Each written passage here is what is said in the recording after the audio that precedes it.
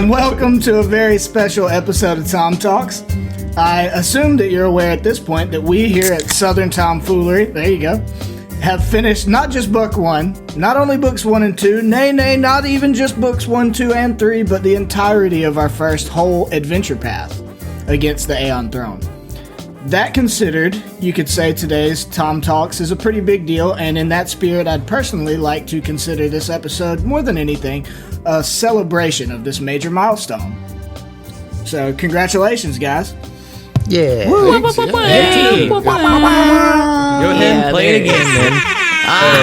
There it is. Got it in one. The greatest phone app you can ever download. I actually went back yesterday just out of nostalgia and listened to some of the very first stuff we ever recorded back in the 5e days. And, I mean, don't fault me for tooting my own horn, but we've gotten better at what we do. Yeah. I'd say those 5e recordings, while they were fun and formative for us, you guys are glad that we didn't start with that, I'll tell you that. Yeah, let those forever stay in the archives. Yep. Yeah, the sound quality is shit, but we had a great time. Yeah. Oh, sure. Yeah. So, anyways, let's get excited. And who better to further that cause than our very own Emily Summerlin? What's going on in Emily land today? Oh my god, I'm first. I'm just fucking kicking it with my homies virtually. Just sort of excited that we're wrapped it up. We wrapped it up. Emily's words haven't gotten any better. Yeah. Some things will never change. That's a song. I'm good, man. Hey, Heath. How are you? I'm good. I'm here with you beautiful people. And I got my ham horn phone app, so life is good. Living the dream. Yeah. One other thing I'd like to celebrate is the glorious mustache that my good friend Josh Richards has been rocking lately. So how are you, good sir? Man, I'm doing great. I'm mustached to hell and back. You're doing great, Josh. Doing great. Dude, your mustache is doing great. Yeah, you're man, it's awesome to be here. I can't believe that we're actually we did it.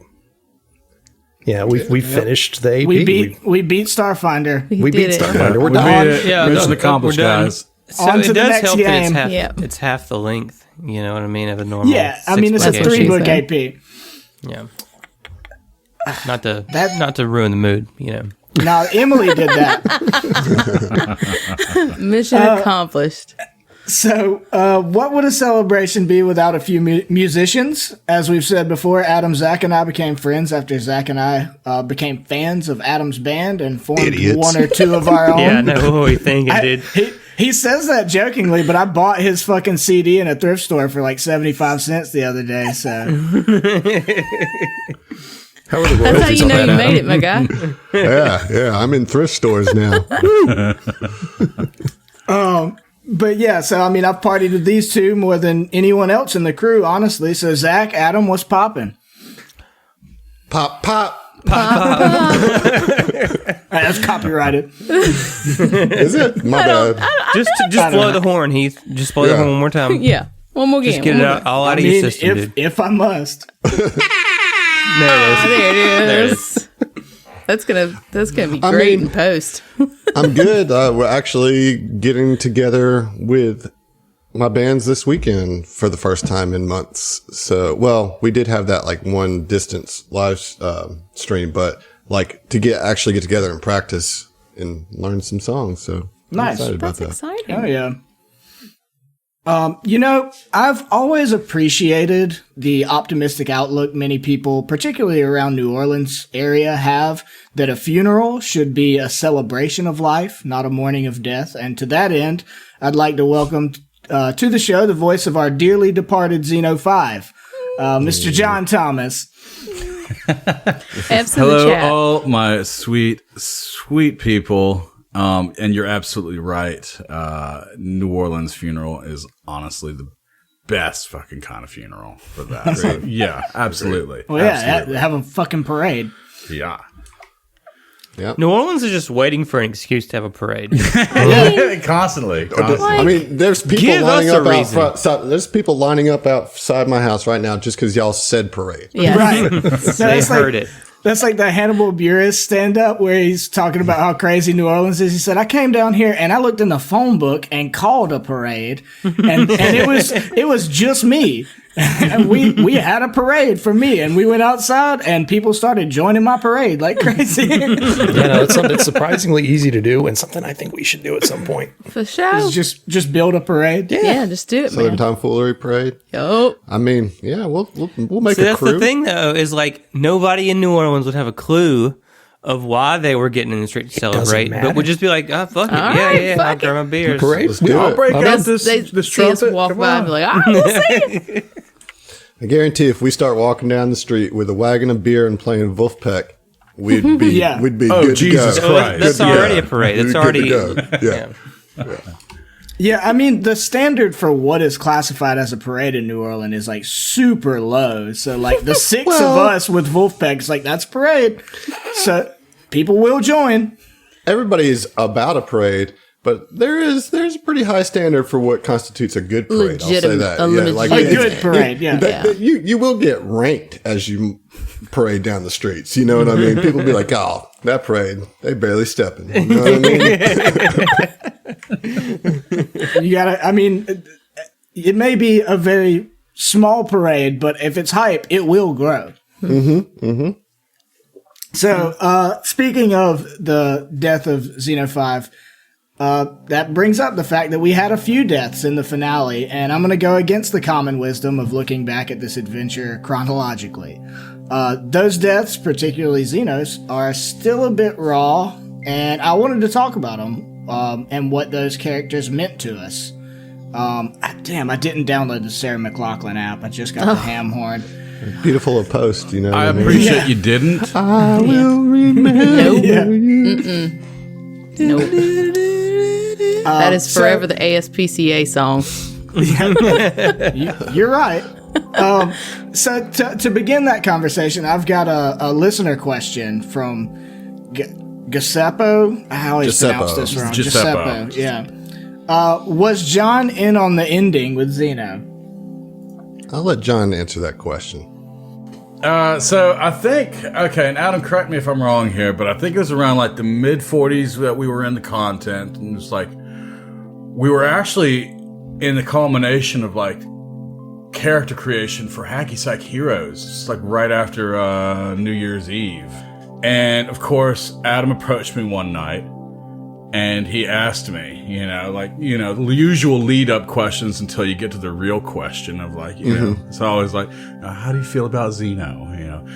You want to take him into Signal of Screams, So, yes, while there was collaboration, but see, the thing was that Xeno has this vague, ever-pursuing goal, and that can't be satisfied by an AP, okay? So, but at the end of all, for this to happen, Xeno would have to, yes, there was, this was all, decided, before, but there was going to be no hand-holding. So, in other words, I would have to have survived the rest of Book 2 and all of Book 3 for the ending to actually culminate, to actually happen. Yeah, otherwise it would just be like, okay, and Xeno dies. That Adam seemed like he was straight up trying to murder Xeno prior to that. Dude, this was before fucking the escape from Golta. Okay. Well, so yeah, I'll talk a little bit about that.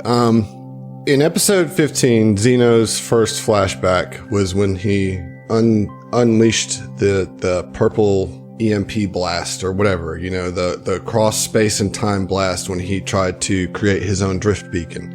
And so that was like where I had the first nuggets of an idea of doing something kind of like meta with Xeno. But, we were very early in this and I didn't want to lock anything in. I didn't know where John was at all with Xeno, and I didn't want to force anything too hard or anything like that. But that him being so interested in drift and then having a character choice to want to be like making a different version of the drift, and then me knowing that the Rune Drive is the end game, of this AP, it was just too juicy to not like kind of tuck away. So you flash forward to episode 30, where Zeno gets his eye ripped out, and he has a flashback there of multiple different scenes. That was the one with like a lot of quick scenes. And I planted a seed there. And again, this is before I had talked to John, but I planted that seed there as a thread that I could pull if I decided it was going to be something we could do. This is new to me. I didn't even know that. Wow. But at that point, at episode 30, that's when I was like, okay, I want to do this with Zeno's character, but I have to prove to myself that I'm not going to give Zeno plot armor, which explains why I went after him so hard for the next 10 episodes, which was the escape from Gulta. If he had died, he would have died, and that anything that I had gelling at that point would have gone out into the trash, right? And that would have been that. But like, it was kind of, you know, I'm like really pulling back the screen here, but it was like a test to see if Zeno was supposed to have that storyline. Was worthy. Not even if he was worthy, but like, if he survives this, then he's supposed to survive it, because this is the story we're going. So he did survive. And so then that's about when I started talking to John. And with episode 51, Zeno Limit, that's when we like committed to the plot. But, you know, I told John before we put that flashback out, I wrote that one. I let him read it. I said, if we do this, we're committing to an ending to where, like, I told him who it was, who the faceless person was. You know, I was like, that's you. You know what I mean? And as John said, that's when I started picking his brain with some like build up questions to like, okay, at the end of this, Zeno goes away. You know, is that something that you're okay with? And we talked through it, and I mean, we decided that was good. That was a good story for Zeno, and it was also a good way to like really tie in the Rune Drive. So that's kind of how that all came together. But just to clarify, I'm sorry, from an outside perspective, because I mean, none of us knew at all. If there was at any point where Zeno did not have plot armor, correct? At any point throughout the so. That's correct.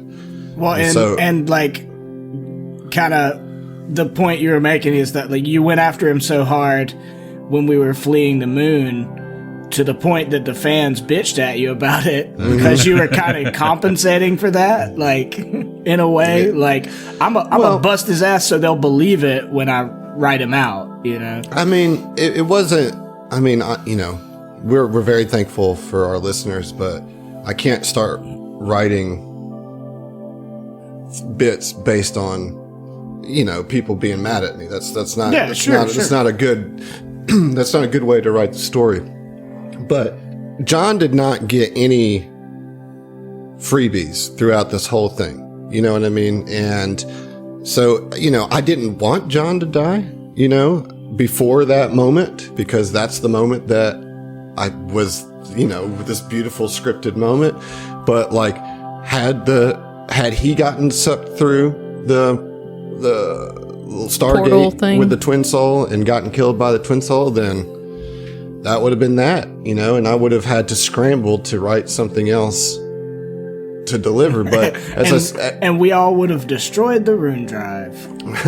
but as I said, I feel like, you know, in a weird kind of like, I know that this is illogical, but I still like to believe it way, is that he was meant to make it to that point, because that was the story, you know, like that was the purpose of the story, and how you guys all got there. Like, that's what ties it up so nice, is that he created the loop to allow you guys, for him to succeed at his quest and to also stop the Aslanti from succeeding at theirs. We're tied together, you know, and so I'm very thankful that he didn't die before, and, you know, take it take it for what you will, but he did not, I can tell you that he did not have plot armor. Just to add on to that, just real quick, I do want to give a shout out to Sheo for like calling that. Yeah, he did. Yeah, like seriously, the real whisperer here about that shit. Like it's pretty amazing. But yeah, just wanted to give a shout out to that. Stop being so smart, fans. We need y'all to dumb it down. I mean, he literally said like, "Oh, look, this would have to be like a perfectly closed loop." And it's just like. Yeah, well, and the one notion. Adam was just like, "Don't say anything." Like, bitch, no, you know I'm not. Well, that notion, like, it's you know a sci-fi trope, like the closed like time loop or whatever, but it's also incredibly sad because it's going to happen an infinite number of times, right? Like in the past, that's going to keep happening. And coming to the present. We're getting too out there for me, dude. Like, I don't even want to explore the physics of this. This is just like, we'll be here all day on this. It's my show. I asked the question. Next TOMTalks is only going to be about time loops. We'll get Josh on for a physics episode of TOMTalks. I'm not the right guy for that. Yeah, no, I will say that I do know how dangerous it is to fuck with time travel when you're writing anything, because you're just inviting plot holes and everything like that. And so I'm kind of with Zach that studying it too intensely might pull away some of the magic of it. I tried very hard to make it as closed and without plot holes as possible, but as this story was developing over several weeks, you know, in real time, I'm sure that there's bits there that aren't as clean as I would hope. But I think that overall it worked.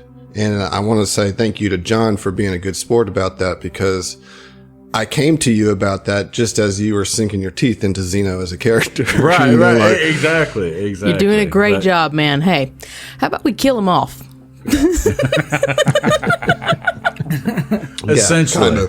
Kind of. That's kind of. Adam, it would be an honor to be murdered by you.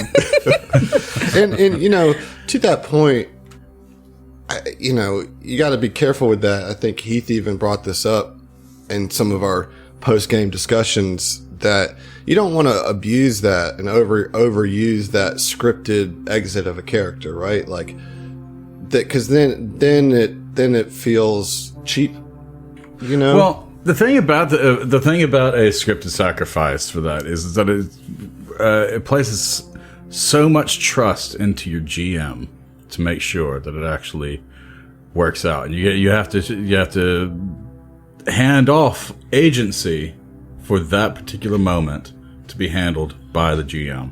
I mean, it's a big ask of a GM to a player, you know. And I'll say that John did not read that final sequence until like a week before we played. Yeah. So he didn't. I mean, all he knew was the basics of what he needed to know, you know.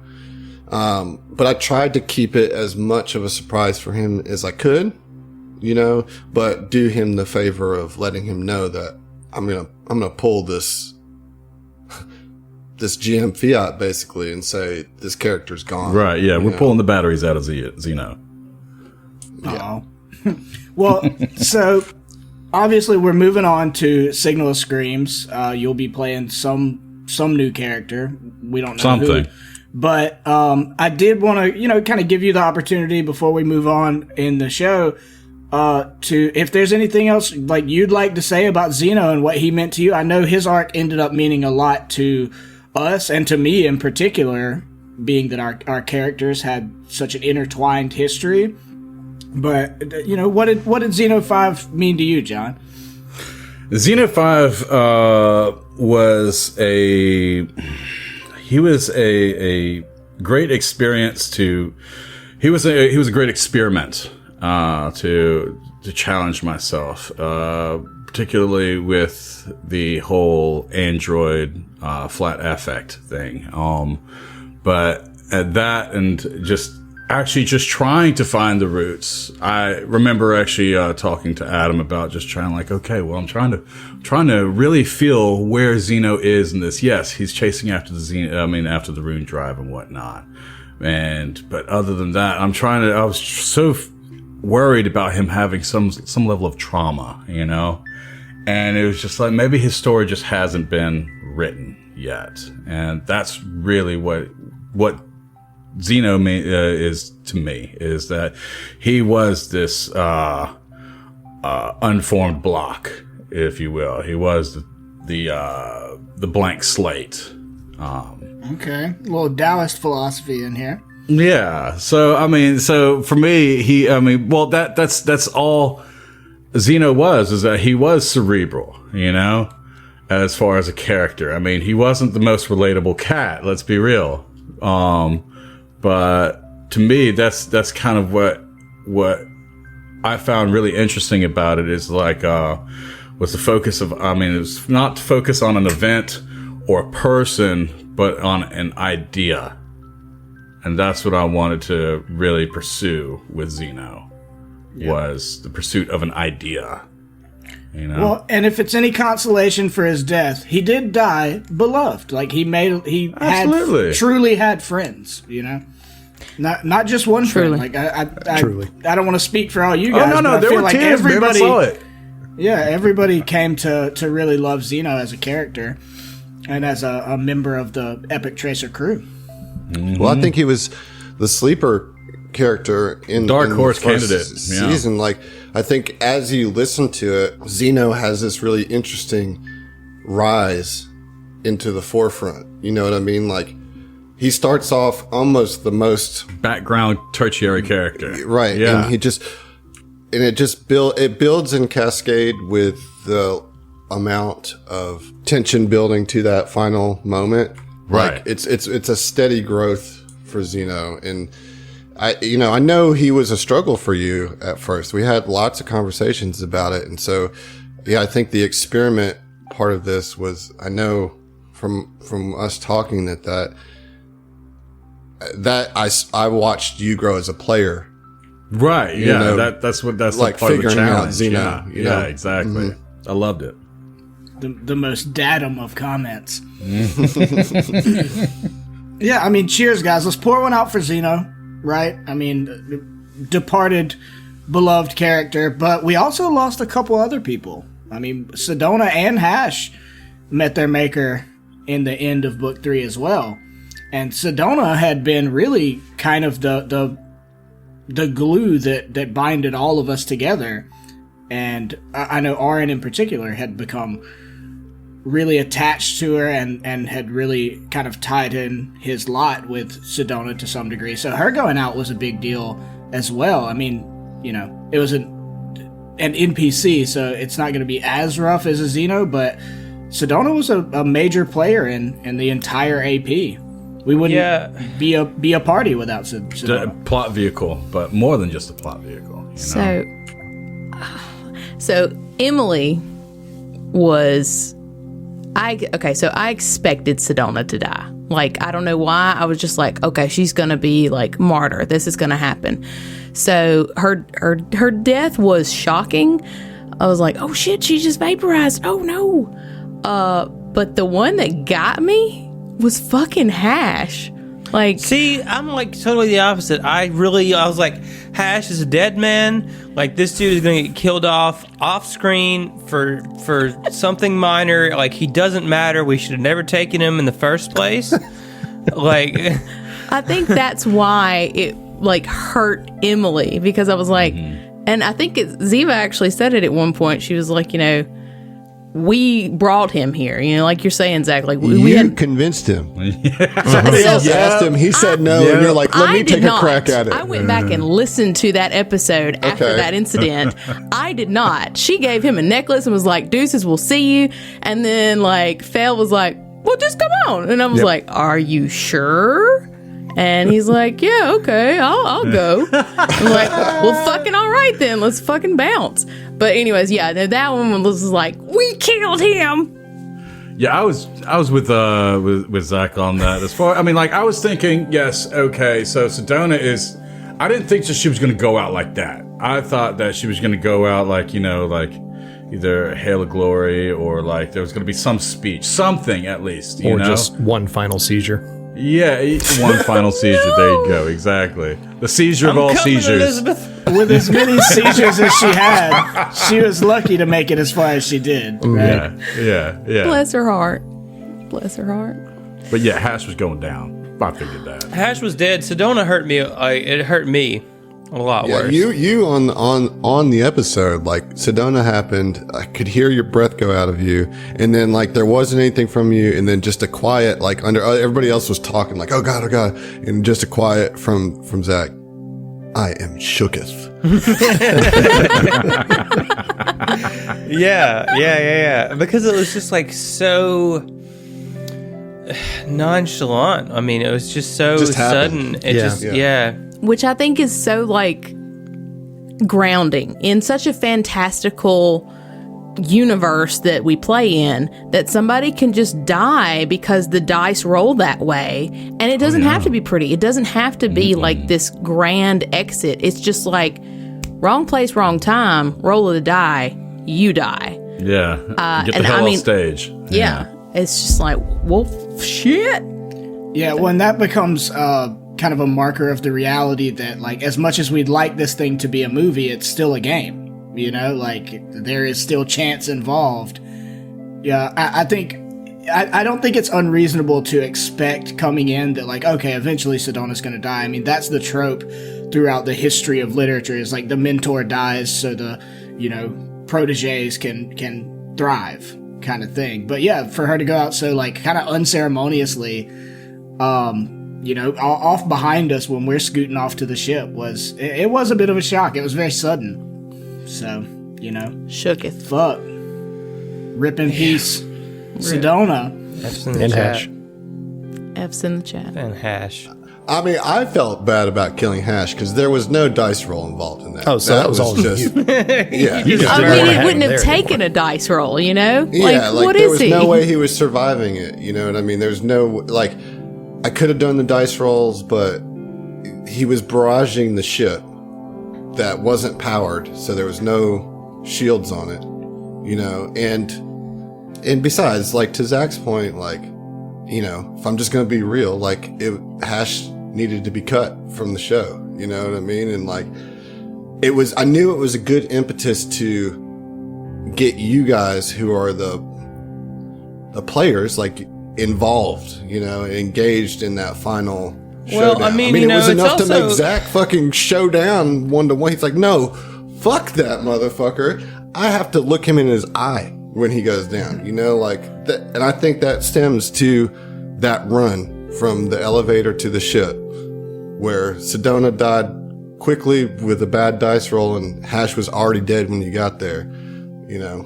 Listen, the real reason Hash had to die is because that CG is expensive and we're trying to get double the pixel count for Titanium Mike for season 2. Budget cuts had to be made. You know what I'm saying? It's just part of it. It's just business, baby. We can only afford so much green, you know? Yeah. It's that Vesk money, man. It's, woof. Best money. It's Vesk money. Yeah.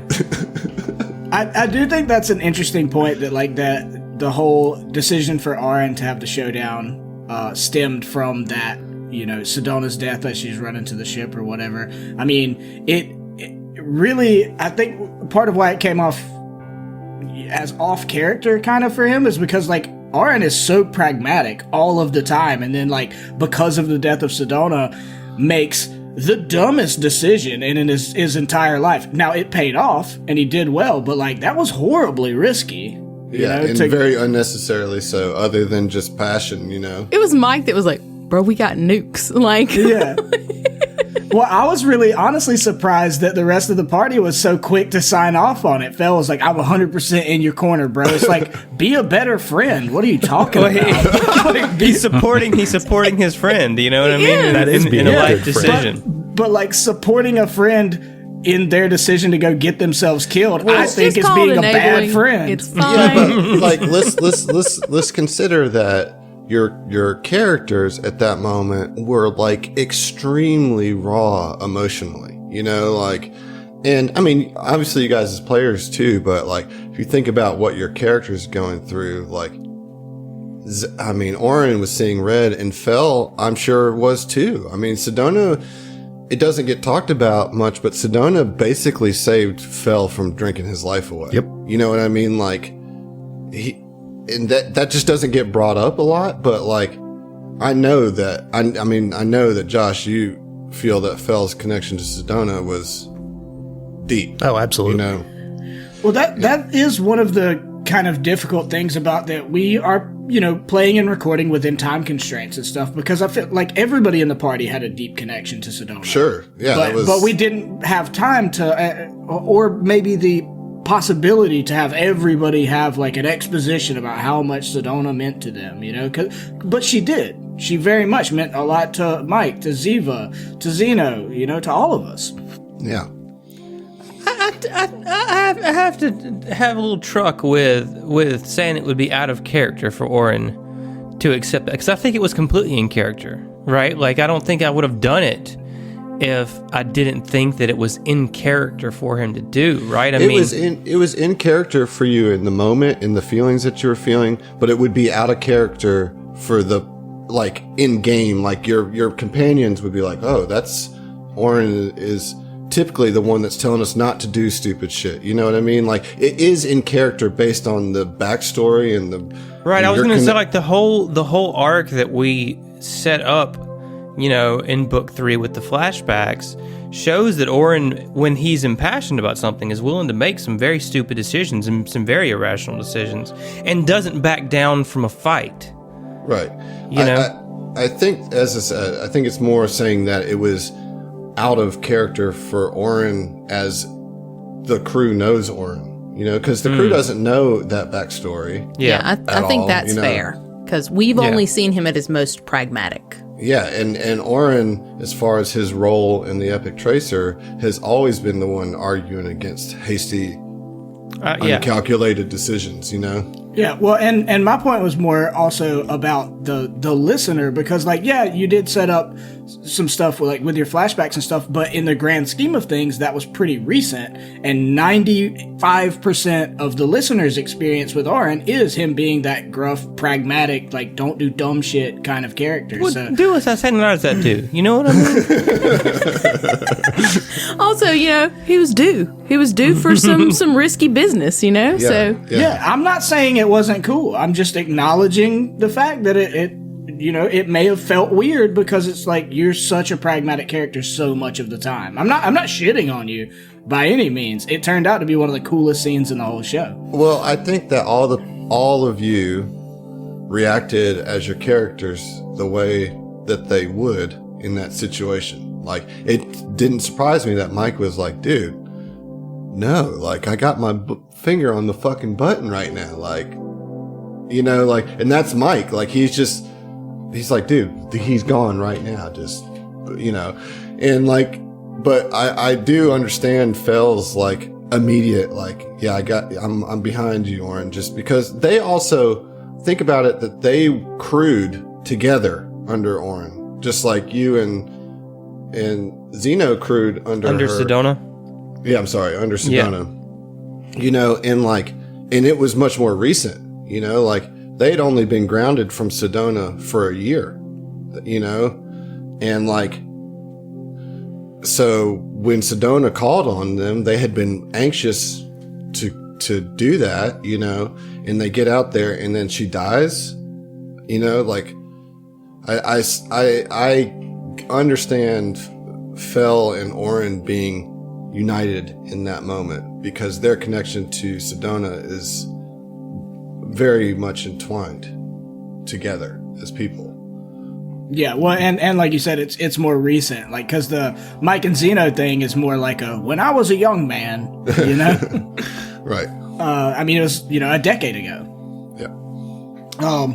Well, anyway, Sedona was a great NPC and a great plot vehicle for getting all of us together, and ended up meaning a lot to the crew in general. So I really appreciated Sedona as NPCs go. I mean, I don't know about you guys. I thought Sedona was cool, and the fact that we flavored her as Debbie Harry. Come on. Yeah, amazing. that was the win. Yeah, that helped. Yeah, it was the right decision. And there was no other choice. It was, it always was, will, and forever be Debbie Harry. Right. So that does lead me to a question, though, from Bipolar Pop-Tart. Were Sedona's seizures a legitimate part of the book, or just a panicked improvisation to balance encounters? They are indeed written into the AP. There are certain moments that trigger her memories as she regains them, and the mechanical thing is if you guys, and I don't know why you wouldn't find all 5 of them, but maybe you skip a room, skip a lab or something. But for each seizure or memory regained, she gained 5 temporary HP in the fight against Zolan. Oh, no kidding. Yeah. And so basically it gave her a stamina pool is how I saw it. Because she doesn't have one otherwise. You know, she's got an NPC block, so she just has HP. And she's a level lower than you guys, you know? And she's basically there, I think, just mechanically speaking, she's there to provide heals when needed. You know what I mean? And just a little extra action economy. But, like, the idea is that you as the players are at the forefront of the adventure and should be handling the encounters as the team, is how I kind of read it. And so, yeah, I mean, it's not a panicked improvisation to balance encounters. It's a specific decision, I think, to balance the encounters. You know what I mean? So it gives you heals in between fights, but during the fight, you gotta yeah, right. I mean, that's interesting because, like, I wasn't sure either. I was interested to hear the answer to that question because, like, honestly, I was like, Adam's full of shit. He just made them seizures up so we couldn't use her. I mean, I didn't, but I 100% agree with it. You know, like it's, you know, like that's the logic that's behind it, I think, you know, and you guys did fine with the encounters, you know, like really with the exception of the Twin Soul and the final confrontation with Zolan, y'all didn't need her. I mean, y'all handled almost everything you came across pretty easily. There was not a scary fight other than the Twin Soul. And then, of course, the final fight, you know. Yeah, I mean, it'd be different if we were like a 3-person party or something. Yeah, you guys are 5-person party. I don't add extra monsters, you know. I mean, I run the book as is with 5 players. What I do is add a little HP to all the monsters. They all have just a little bit more that you got to chip away at. But, like, I don't add another turn in the order, so to speak. You know what I mean? So, like, you guys usually are able to handle a lot, you know. I mean, hell, the Skraylen encounter, you guys handled the entire quote-unquote dungeon. Like, every enemy that was in that building, you guys took on in one fight. You know, it was a hard fight. It was a long fight. Because we did it the Ziva way. The fucking stupid way. Sorry. You said that. I can say it. Yeah, so, I mean, you know, hats off to Sedona. Great character. Xeno 5 as well. They will be missed. Indeed. Hash? Yeah, I mean, I was like, you guys already said enough about Hash. Like, I'm good. I don't care about Hash at all. Okay, so I know the kind of major event of Book 3 in general is the raid of the Islani base on Aurelos. But if you recall, Book 3 actually started during our second stay on Outpost Z, as we were just talking about. We actually did the Book 2 TOMTalks wrap-up after Episode 38, Fly Me From the Moon, which was the starship combat immediately after we had finally escaped Golta, and Xeno had come incredibly close to death. That said, all the events on Outpost Z are fair game as far as discussing Book 3, and to go back to something close to a chronological order, how did you guys like that section of the book in particular? Just to remind you, a whole lot went on in our second stay in Outpost Z. I mean, we had the boxing tournament. Fel and Ziva both got augmentations.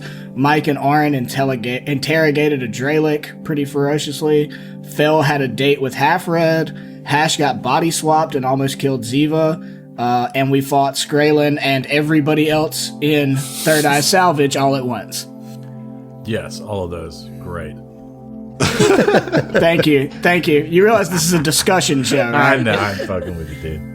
I mean, I think it was a pretty solid weekend. Like, we did we did some stuff. We saw some people, kicked some ass. No, that was insane. I was about to say, like, I just had John do this. Like, please talk to me. Like, One of my favorite moments out of that was had to be the boxing tournament, because it was something that was homebrew, something that was just very unique, something that was also fiddled with by the listeners. And which made it better. absolutely Like, elevated it. Yeah, it really did. And also there was a lot of RP. shout out to Brian. Yes, thank you shout out so to much Brian. Thank you. for that. Yeah. And it also helped close some tension between Zeno and Mike, as well as provided some great RP moments with Ziva in round 2 and Josh fell in round 1, I believe. Yeah. Cornermans Yep. or women's. Corner people, Corner people. corner individuals. Corner, you yeah. go. But that doesn't cover hive minds, so I'm trying to be inclusive here. And then there's that Dralic interrogation. That was fucking dope. That that was- was like out of left field. I was just like, oh wow, this is. I almost feel like a listener, just on the edge of my seat right here, just like listening in on this. This is great. There was so many moments through book 3 where I got to enjoy sitting back and listening to y'all go the fuck off. You know what I mean? It was awesome, dude. And that's definitely one of them. That interrogation, like, you guys were in such a good rhythm and flow with each other. Like, the dialogue back and forth was legit. There was multiple times, like, right away, like, oh shit, oh damn, oh shit, you know, like, that was good. It was good. is it weird that I feel like that's one of, like, probably the biggest bonding moment between Mike and Oren is when they were, like, mercilessly fucking torturing someone? Well, I mean, Oren never tortured the Just man. say, He Oren just- was he good just- cop. He threatened mentally him you with did, yeah. existential terror. You know what I mean? Right. Like, a so, form of torture.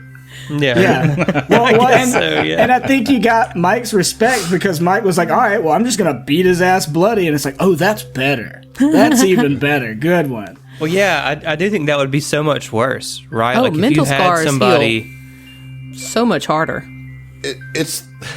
It's such a right thing to throw at a Dralic too. You know what I mean? Because, like, they worship Asparagus. nothing. Like, they're- Oh, yeah. like they like worship, like, entropy and, like, the, you know, These men are nihilists, Donnie. You have nothing yeah. to fear. Yeah. You have They're nothing cowards. to fear. and you're like, let me just show you how much is actually in nothing, real quick. Let me just Yeah. show you what nothing actually looks like. You know. I remember reading their bio, and it's like, yeah, this is like, oh man, these are like the ultimate downers. You know? They suck. The Yeah, Dralics they are do. It's fucking like, bummers, dude. Like, Yeah. they, like, worship the stars, but all the shitty thing about the stars. You know, like, it's like never about the energy that they give off or the light they give off. It's like always about how Black holes. that all stars will eventually swallow us all. So that's like their whole religion. Yeah, It's so like, fuck Yeah. it. yeah. Well, that's like the Cult of the Devourer kind of thing. Like, Yeah, those are yeah. those are my least favorite kind of bad guys because, like, there's not any logic behind it. It's just like, I want the entire world to die. It's like, but you're in the world. It's like, yeah, fuck I me know. too. Yeah, exactly. I don't feel bad about cutting that guy at all now. Well, I mean, I didn't then, but I still don't. Now you feel better about Mike that. ate a whole head of one. Just the tip. He Just the nibbled. tip. It was just the tip. Nibbled. Just the tip. Can't- I mean, can't and he's think it's good. asparagus, man. Like, what are you gonna Except do? he's not like literally asparagus. Like Aren't he's they literally outsiders? flesh and blood. Yes, they are. Yeah. I mean, I'm just saying, I listened to you guys in your interview with Larry Wilhelm, and until he said until he had listened to us call him asparagus, it hadn't crossed his mind. And then he was like, well, now it's not going away. I can't unsee that. I mean, straight from the source, they're asparagus now. No, I think It's canon. Fell's date with Half Red, like that was probably one of the most hilarious. bizarre role-playing things I have ever done. Like it was so no stupid doubt. and so You wonderful. did great So on it. You good. did great. It's so good. I would not have wanted to have to do it. I wouldn't Personally. have done it. I mean, I was genuinely fretting totally, me it for neither. like knowing that it was coming up for a couple of weeks and trying to figure did out good, though. how to do it right. You did good. Like, you were really a good sport about that, and like I think you ended up making something that was like a little bit less. It was real silly. Well, it felt like a little bit more like an actual connection than Yeah. just a joke. You know Yeah. what I mean? Like, Well, it felt like a real date. Because, Yeah. like, sometimes you don't know what the fuck to say, regardless of how you're saying it. Like, I mean, I enjoyed it. I thought it was and I don't like romantic comedies, and I enjoyed that. So, good job. Well, thank There you. you go, Josh. Glowing endorsement. Look, from everybody. she was your Julia Roberts, man. You know, in my head canon, she was always in a fishbowl. You know. Yeah, but the half red date was like you said. I think it's a valid point that like it was something that was really silly that ended up being unexpectedly like meaningful or heartwarming until you broke her heart. You bitch. I mean, what can I say? Well, we had to leave. I think the reason that everybody's pissed that Fell broke Half-Red's heart is That he because hit it it and was so squid it? endearing. Oh my, Emily. Well, see. and then he pulled We'll see. he pulled the ultimate fucking Chad move, and like when he told her like, all right, I'm out and you're not coming with me, but Want to smash? eggplant emoji. Yeah, exactly. So you fucking Chad. You up? Come on, She was like, no, I'm not. No. just a quick bone. Bye, nope. Felicia. But like, I mean, I don't know it just felt. It felt like a real connection, despite being something so absurd. Like, it was so absurd, like. Yes, it was. Absolutely. I mean, like, I never in my wildest dreams would have thought that we would have That's what I love about this game. gotten to this point as a podcast team to where we did that episode. You know what I mean? But I enjoyed that episode, and I thought it was well done. But if you had told me that's what we were going to end up doing, I'd be like, Yeah, so, I don't know. so sitting around pitching the idea for us recording this as a podcast and having that be one of the bullet points. Oh, by the way, one of the characters is going to go on a date with this squid fish thing in a floating bubble. They speak with emojis. That only speaks Yeah, emojis. I think that is the crux of the situation is we used a very visual based communication in a auditory medium, like had to describe the emotion. Silly on top of silly. it really felt like theater of the absurd because of that.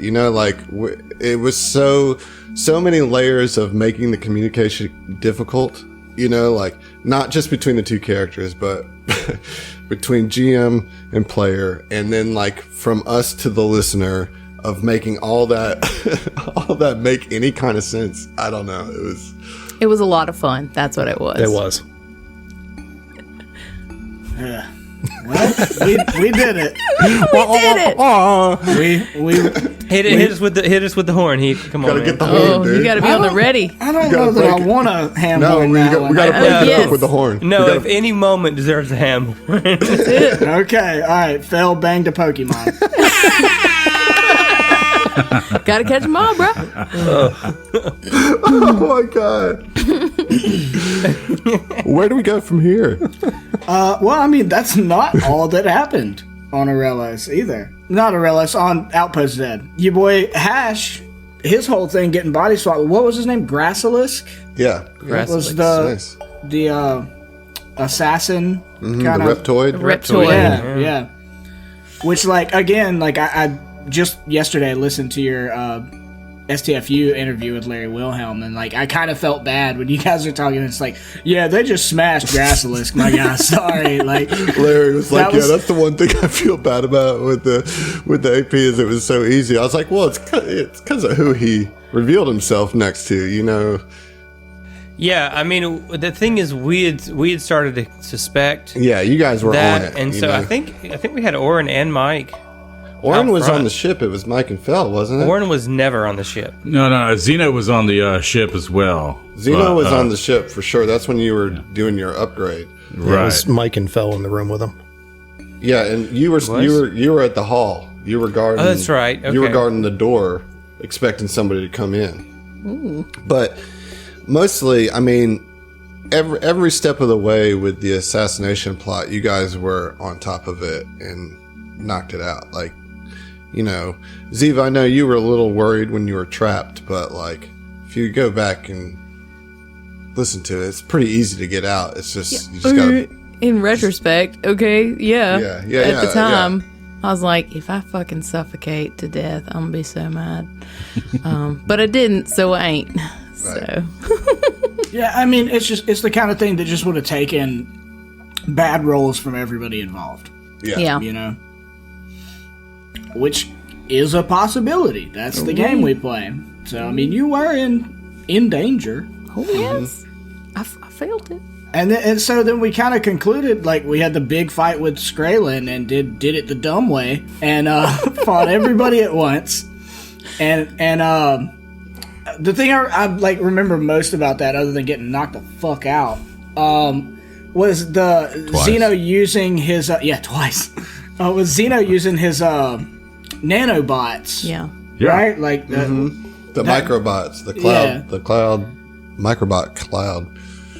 Yeah, that thing threw me for a loop. You know, that and the smoke grenade. That smoke grenade was like. I love that my part where you God. took control of me, walked me into the smoke, and I was like, okay, now you got to go ahead and roll a 42 check. Oh, wait, no, I don't, because I don't breathe. I know, like, I wasted my whole turn. You're like, God damn it. Yeah, I was so pissed. I was so pissed.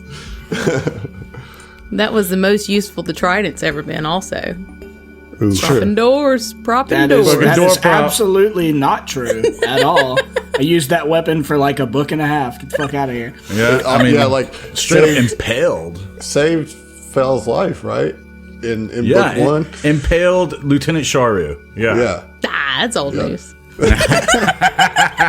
Yeah, what have you done recently? But, I mean, well, I gave it to somebody that the only fucking use they had for it was to try to turn into a gymnast. That and to turn it on like a light. I'm going to Look, that was a fun Play time. Jedi Orin. It was a fun time. Pole vaults for everybody. I mean, guys you took the most effective weapon we had for a book and a half and just turned it into a flashlight and a joke. Well, that's, I mean, You're welcome. that's in character, I think. That's a I mean, consider who you gave it to, Heath.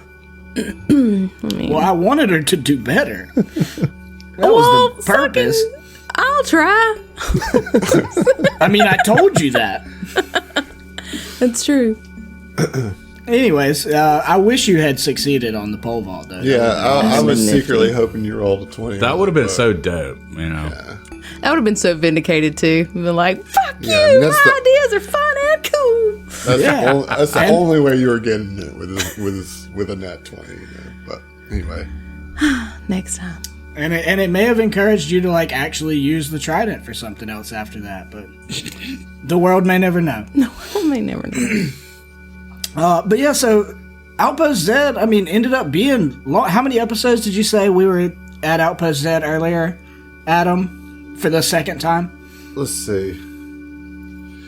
You were at Outpost Ed the second time from episode 40 to episode 53. So 13 episodes. That's a good chunk. Yeah. Yep. Yeah. Yeah, it is.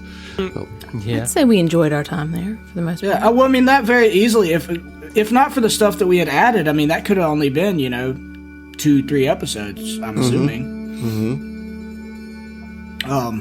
I take great pride in that we stretched Outpost Z to double digits episodes. Well, it's just such a fun locale, man. I didn't Yeah. want to not use it. It's very unique locale. Yeah. And I think y'all needed it after Yes. Gulta. You guys were so confined and trapped, Nice and to respite. rush you into another dungeon that was confined and trapped. I felt like you guys needed and wanted the space to not be on a clock, to have some time to breathe, and to dig into your characters. And you were right on that. I mean, it showed with all the little things that we did during that. You did a good job. You did a good job. You guys did a good job because you dug in, Thanks. made it good. Yeah, so after the mini events of our second trip to Outpost Z came Aurelos itself, and obviously there's a lot to unpack there. Let's look at Aurelos mechanically, as a dungeon, and how it functions. So I was going to ask Adam to give us a quick and dirty kind of breakdown of the layout of Aurelos, so we could kind of discuss each part and see that where that takes us. Yeah, I mean, so Aurelos is basically broken into three parts. There's the top floor, which you arrive on and kind of get the basic feel, and then you go down the elevator to the lower floor. And the lower floor is its own map, and that's where the Rune Drive is. And, you get a little bit deeper into what's going on here at this station. And then the third part are the various independent labs that are built at very extended distances away from the main lab. So it's really a dungeon in three parts. Right. And will you remind me, what were the names of the three labs? Because I always forget one of them. Power dynamics, field stability, and bend travel. That's correct. Binge travel, right. Mm-hmm. And I mean, each one of those was its own unique little challenge as well. Yeah, it was. I liked that because you had this kind of knowing you're going into an encounter, right? So you go to it kind of okay, what is this going to be? And in that each one kind of stood apart as its own vibe and its own thing. And even the difference between the upper floor and the lower floor of Aurelos, I tried to give them character a lot with the music, so the top floor, anytime you guys were on the top floor, it was piano music, and I just kind of saw the top floor as the lobby of a corporate lab. You know what I mean? And so everything on the top floor is really clean, but it's empty, right? That's the big thing about the top floor. Until you get to the flight navigation deck, you're finding a lot of empty space and a lot of unoccupied rooms. And so this piano music of just this kind of muzak that's pumped out into this secret lab. Nobody's coming here to visit it. You know what I mean? If you're there, you're either there to work or because you own it, And so it's just this weird kind of vibe of almost intended mental torture on the people that were there. You know what I mean? And then you get down. It's like being in a hospital at nighttime. That's empty. Yeah. Except for a couple guards when you first get there. And then the lower floor is where you that's where the Rune Drive is, right? And so it has this kind of mystical feeling because that's where you meet Murglebird, that's where the scientist dormitories are, that's where the shrine to the ancient Aslanti god is, of course the Rune Drive and all that, and that's where it's as I said, it kind of peels back to where you see what Aurelos is really all about. And then you find out about these independent labs that are doing even more compartmentalized secret studies. It's a cool layout, a cool way to set up that last book. Yeah, I mean, I found Aurelos really interesting, and I know I'm biased. I had a rough time in the prison, but this dungeon was really cool, and having the multiple different labs that you knew there was going to be some kind of conflict in each one of them, but it's not necessarily that you're just like running through a dungeon and like fighting wave after wave of enemies. Like, you know, you've got specific locations and objectives to get to, but you know shit's going to be fucked up when you get there. I enjoyed Aurelis a lot for that reason. I was worried you guys were not going to like Aurelis. I'm not going to lie. I was worried that it was too much like Gulta in the mechanical nature of it. I think that's just Aslanti layout, you know. Yeah, well, structure. for sure. But I know that Gulta was such a grind for you guys, you know. So I was afraid that it would just like immediately be reminiscent of it, and so then you guys would be kind of in a weird headspace going through it. But you guys took to it really well, you know. I think if you had not had padded Outpost Z the second trip, we would not have enjoyed it. I don't think I would have, because going from that time stress of like, you are in the shit, you know that things are here to kill you. I think if we hadn't had that time in between, that it wouldn't have been fun.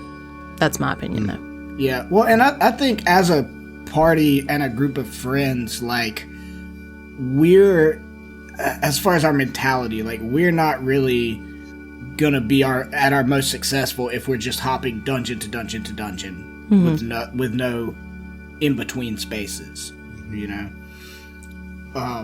Personally, well, I mean, to that point, did anyone not like Aurelis? I mean, it's fine if you didn't.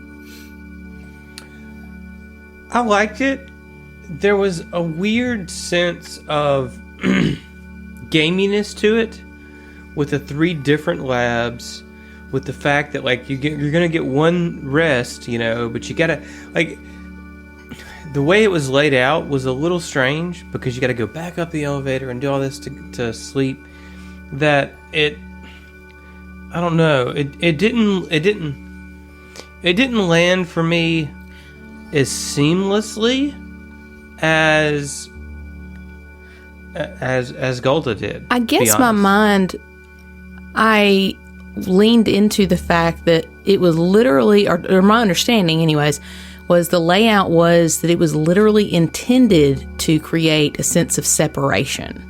Mm-hmm. So like, that's why everything was so spread out, and why you had to go up and down to get to it, which, like you're saying, it does very much have like a game feel. But I guess I just sort of like tricked my brain into saying like, oh no, it's part of that because like the mental, like the psychological effect that they're trying to have on the workers. Well, and then as far as our experience, we had sort of the poltergeist that was Evandrian. Jesus Christ! Anytime we were traveling around, that you didn't know, are you going to run into Evandrian again? Right? Mm-hmm. Fucking swiper, no swiping. What rude dick. Evandrian is a really, really, it's like probably my favorite part of book 3 as far as like the story. Like, my favorite enemy is the Twin Soul, but like as far as clever mechanic to drive a dungeon, having Evandrian there was awesome. Like, it added a layer of tension that I don't think would have been there without it. And you guys would have felt very confident breezing through the lab at whatever pace you wanted to, and not, you know, like, oh, we'll just check the corner, but knowing that there's somebody there who's smart in setting traps for you and like is watching every move you do, you know, like right. That made you guys play a little differently. Was there a possibility to get him on our side with like yes, there was. You guys were close. Shit. You know, you got him to indifferent. You did not get him to friendly. You know, and if you'd gotten him to friendly, he would not have been at the final fight next to the Sardat. He would have just left. Oh well, then we wouldn't have got that. You know, his that goodies. awesome So the armor that that's fine. He stayed. That's fine. I did that on purpose. Then thanks, Emily. Appreciate that. Yeah, from an opportunistic standpoint, like, yeah, we did the right thing. Fucking nailed it. Success. An error has occurred. Exactly. All right, so aside from the mechanics of the dungeon, there were so many impactful like narrative beats, and I want to take us through each of those. And in the course of doing so, we can talk about some of the most important combats as well in Book 3. And I'm just going to kind of rapid fire these off. I'm going to say something and jump in. We'll just have a conversation as friends. Okay. First, Irio. We haven't talked about Irio at all. Fucking Sandy drone, man. Yeah, that's rude. That's offensive. I mean, I love how Adam played, how he played the character when he started getting his memory back. Irio's connection to Sedona is not in the AP. He's not connected to Sedona. I'm glad you did that. Well, the funny story about that is when we first decided we were going to play Starfinder, like before we even pushed record on episode 1, Heath and John and myself did like a trial run. And so I set up like a little one-shot deal where basically Mike comes on aboard a starship and rescues Zeno, and then they kill the goblins and the drow captain that are slavers that were coming to get Zeno. And like that was it, right? We were just doing that just to learn the game. Like we're like, well, if we're going to record this, maybe it'd be smart for us to actually play it a couple times before we did that. And we did that, and then we did Starship Combat. Anyway, well, I wanted to play a character as well, just so I could get familiar with how PCs work and how combat works. So I had read all the books of the AP. I was like, well, okay, in the AP, Irio, Sandy Drone is Irio, who works for the AAF, the Android Abolition Front. And so, like, I was like, okay, I'm just going to say that he was working with Sedona, And so we ran that little one-shot with me running Irio, Heath running Mike, and John running Zeno. And, like, that's, like, part of the canon of the story. And so Irio has been sitting there waiting to be found in Aurelos since before episode 1. Yeah. Well, and that the funny thing, like you said, like that's not recorded, but it is canon, and it's kind of a shame that it's not recorded, even though it probably wouldn't have been like very good audio quality wise. Right. But it was fun. Like there were some funny events that happened in it aside from it being kind of our introduction to Irio. That's where your desk problem. But yeah, that started. was Mike's first encounter with desks, and it was a big like wraparound like half like crescent moon desk, so it was like took all of my fucking an entire turn of movement just to get to where I wanted to get, and I wanted to attack him like right then. And I swore off desks from that day forward. And also like that, like Mike met Zeno for the first time in that, like that he rescues Zeno. Yeah. It was interesting. It was an interesting thing that is canon, like just kind of because that's never really been discussed about on the show, I think, until now. But Irio, I've been waiting since episode 1 for the party to get to Irio, and I would like send messages to John and Heath. I'd be like, you guys got to remember to mention Irio as like an old buddy of yours, like don't forget that, because they didn't know that Irio was going to be there, like I didn't tell them that Irio was going to be in Aurelos. They had no idea. So when they saw him, Heath and John were like, what? And everybody else was like, who? yeah, exactly. Well, and like Adam would send me, like when I was in the process of writing flashbacks for Mike and Zeno together flashbacks, like he was like, all right, well, you have to have Irio in it. And I was like, okay, like I can do that, but I didn't understand at the time why, it was so important to have Irio. But yeah, so we also, I mean, that's the distant past. And then we find Irio in book 3 and he's had his mind wiped. Yep. Which is fucking androids always getting their minds wiped. But it's a real unfortunate situation. Irio was a fun little NPC to flesh out on the side. You know what I mean? It was fun. Yeah, well, and it was cool to me that both with Irio and Rupert, you and John, or Adam and John, both got to play both of those characters. Yeah. That was A lot of fun, like seeing your different interpretations, and like the second person to play him always is kind of making fun of the first person to play him. well, I didn't take it like that at all. Fuck you, John. No. I was trying to make him as real as possible. No. Yeah, I mean, you did good. I think your Rupert is great. Thank you. I really like your Rupert as well. Yeah. Same. It's got kind of a I John love- Goodman feel to it. It does. It does. There's more John's Rupert to come in the interlude that's coming out after this. Yes. I love how fucking smarmy Aerio became. Like, that smug Oh my bastard. The scene where I just was so mad at you for saying that. Like, it looks like you're down a crewmate. I can help. Like, fuck you. Wrong. Poor timing. Bad form, Irio. Yeah. Bad form. He was so smug immediately after Xeno's death. Like, he hopped on the guns with Mike, and it's like, all right, well, he's like traumatized and trying to assess the new guns, because like also a part of the story is that the ship just became a new ship out of nowhere. So he's dealing with As all is that, tradition. and then he's like explaining the guns, and fucking Irio's just like, oh yeah, no problem, my man. Yeah. Just aim and pull the Well, trigger. it's like he's still like trying to recover from his brainwash, right? So it's like overcorrected the Right. Right. yeah. Yeah, he's just so emotionally disconnected from everything Yeah. that's going on. Yeah.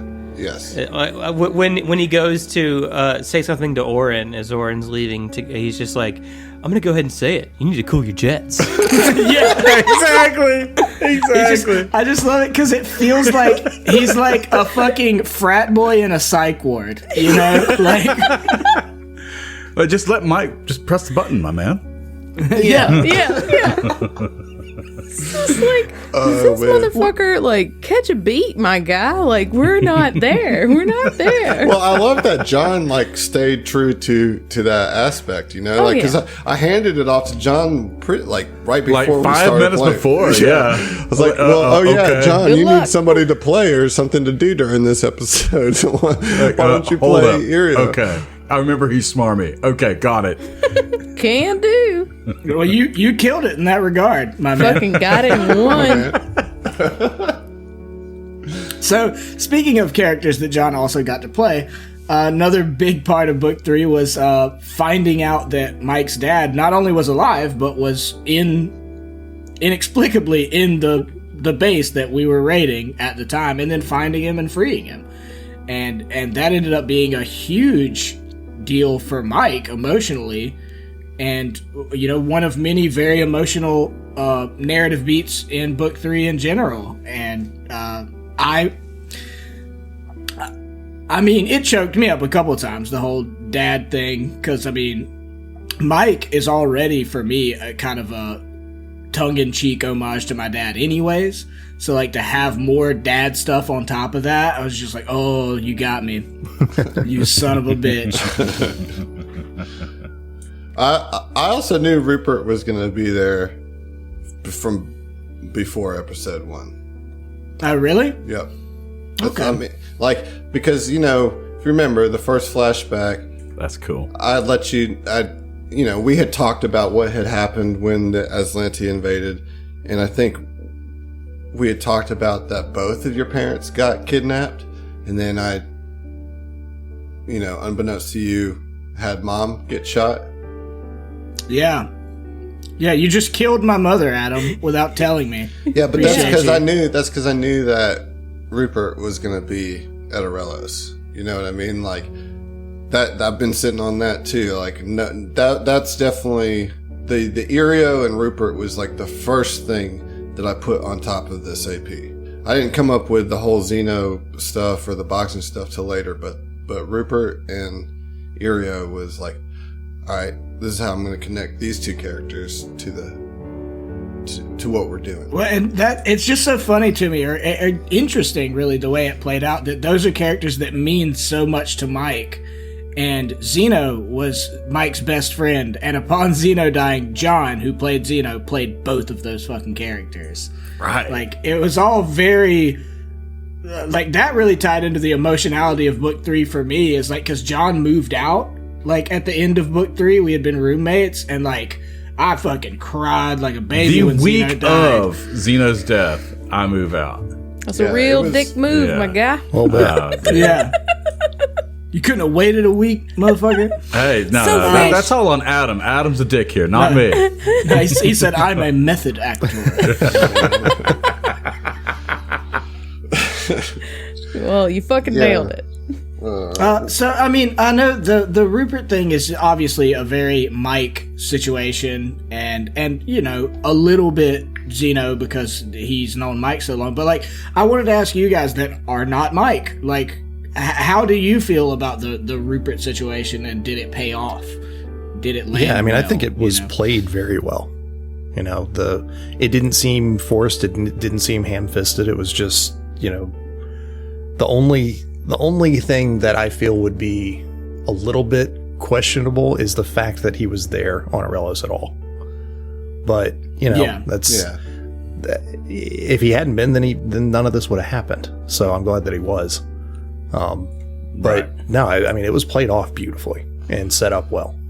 Yeah, well, and that's I even had to like kind of address that in character because of my own personal like being incredulous about it. It's like, how is it that every person Mike gives a shit about in his life is all this one remote, weird Aslanti off like under the table facility all at the same time? Yo, It's you like were fate's working not, yeah. Rune Drive. Oh, yeah, Rune Drive, Drive, yeah. dog.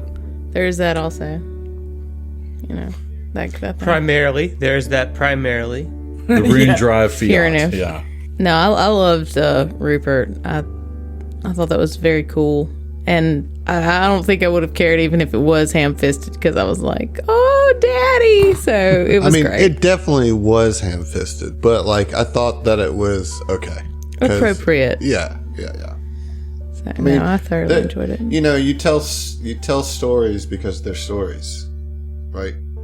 Like, you want to tell something that's a little bit beyond belief because it's what makes it. That's why it's a story. Yeah. Yeah. And honestly, I think having Rupert there was realistically, Mike traded Zeno for Rupert.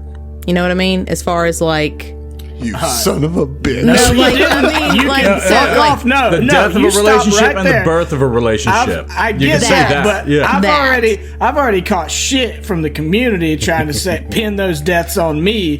That was not an active decision on Mike's part. He did not trade a fucking thing. That's not what No. we're Yeah. talking. We're not talking about Mike making a conscious decision. Yeah. It's not like a As a Sophie's character dilemma, you know? No, I mean that Mike had that to fall back on. It's like this horrible thing just happened, but at least there is the possibility of this new relationship. I think otherwise, I don't know that we could have gone into,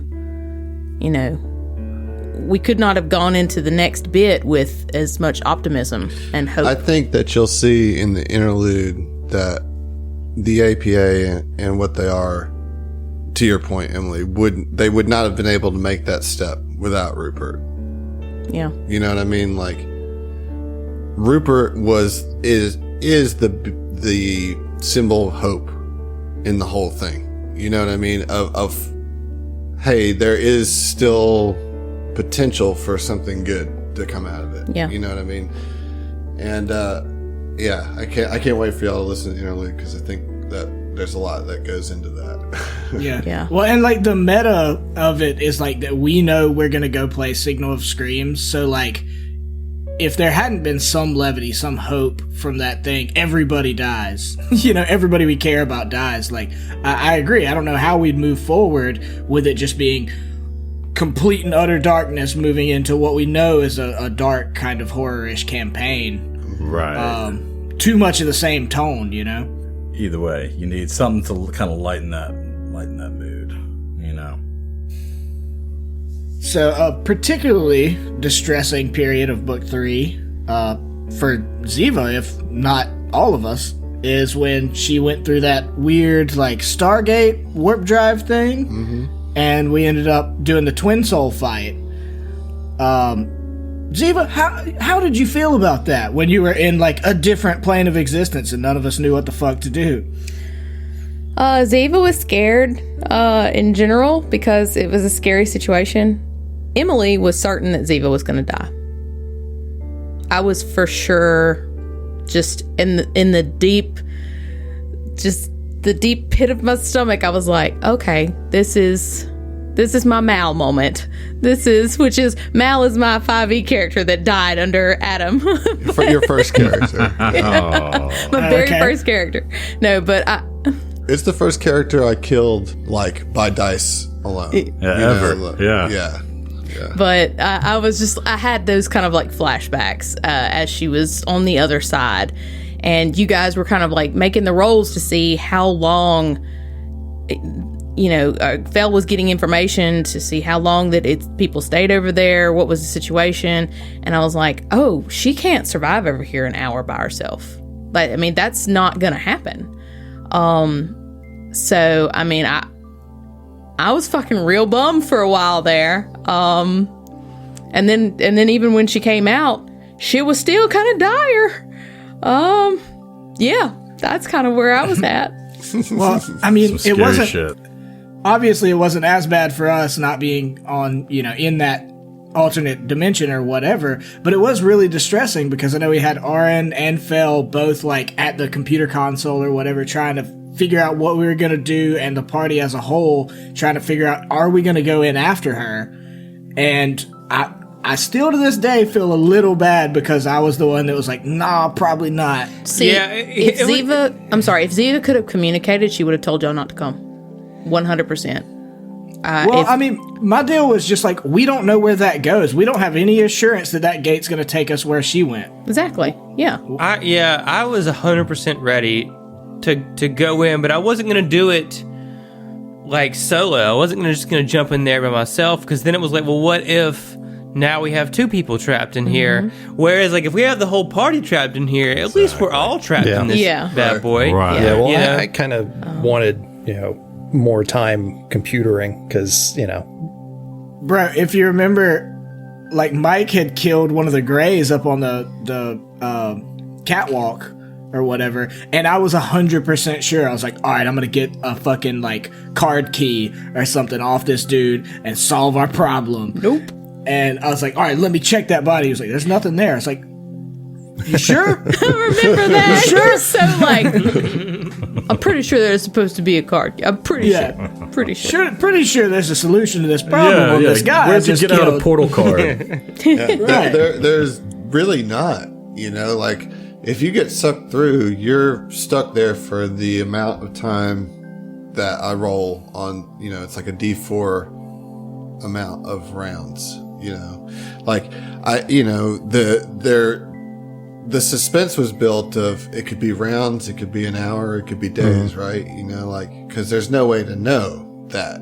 The Greys didn't know that, like they hadn't figured that out yet. So there's no information there to learn in the computer. But you were putting so much effort into it, right? Like, that I wanted to help you kind of narrow into what was going on. And like, because I knew how many rounds she was going to be in there. She's going to be there in 2 rounds and she's going to pop out. She's going to be all right. You know what I mean? But it was like, y'all didn't know. And I wanted to play with that a little bit. Y'all didn't fucking know, I will say that is one of my favorite things. Like, it's kind of sadistic, I guess, but I love that setup where you share that information. Like, one person in the crew is on a different map. They see something completely different, or, like you whisper something to a player. It's that complete separation from a single individual from the group. I think it just sets up so much great suspense, and it's a real head fuck, and it's just, I love it. Like, I was terrified for Ziva, but I was also like, this is fucking good. Yeah. Well, that kind of ties into, like, the whole never split the party mentality, which I get it is like one of the, like, probably the number one, like, cardinal rule of playing TTRPGs, but I've always disagreed with it because every time a party gets split, it's not that every time it happens you risk a TPK. That's how people portray it. But like every time it happens, there is tension and there is drama that is good for the story. Yeah. So good I'm good not job, saying Adam. like I was about be it. a dumbass and split off constantly. Yeah. You know. Don't be afraid of it when it's necessary. So Well, and it happened. Like that wasn't Yeah. a choice that you guys Right. had. Like you just got caught by the trap and got sucked in.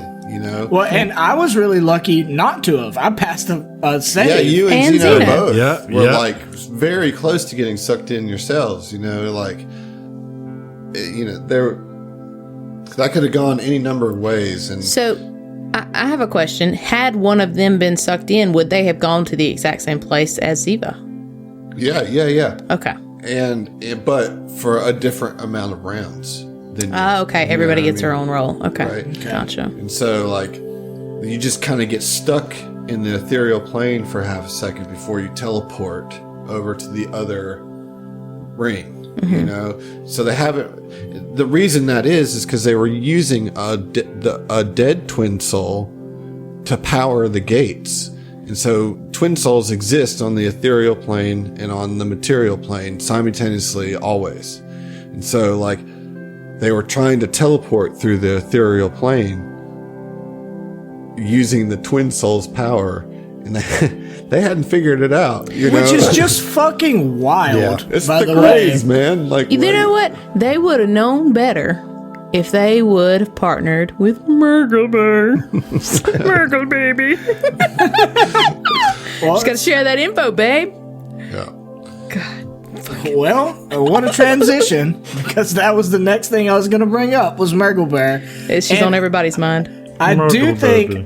think we should put out a poll on the Patreon for like what was their favorite NPC. Of the whole series.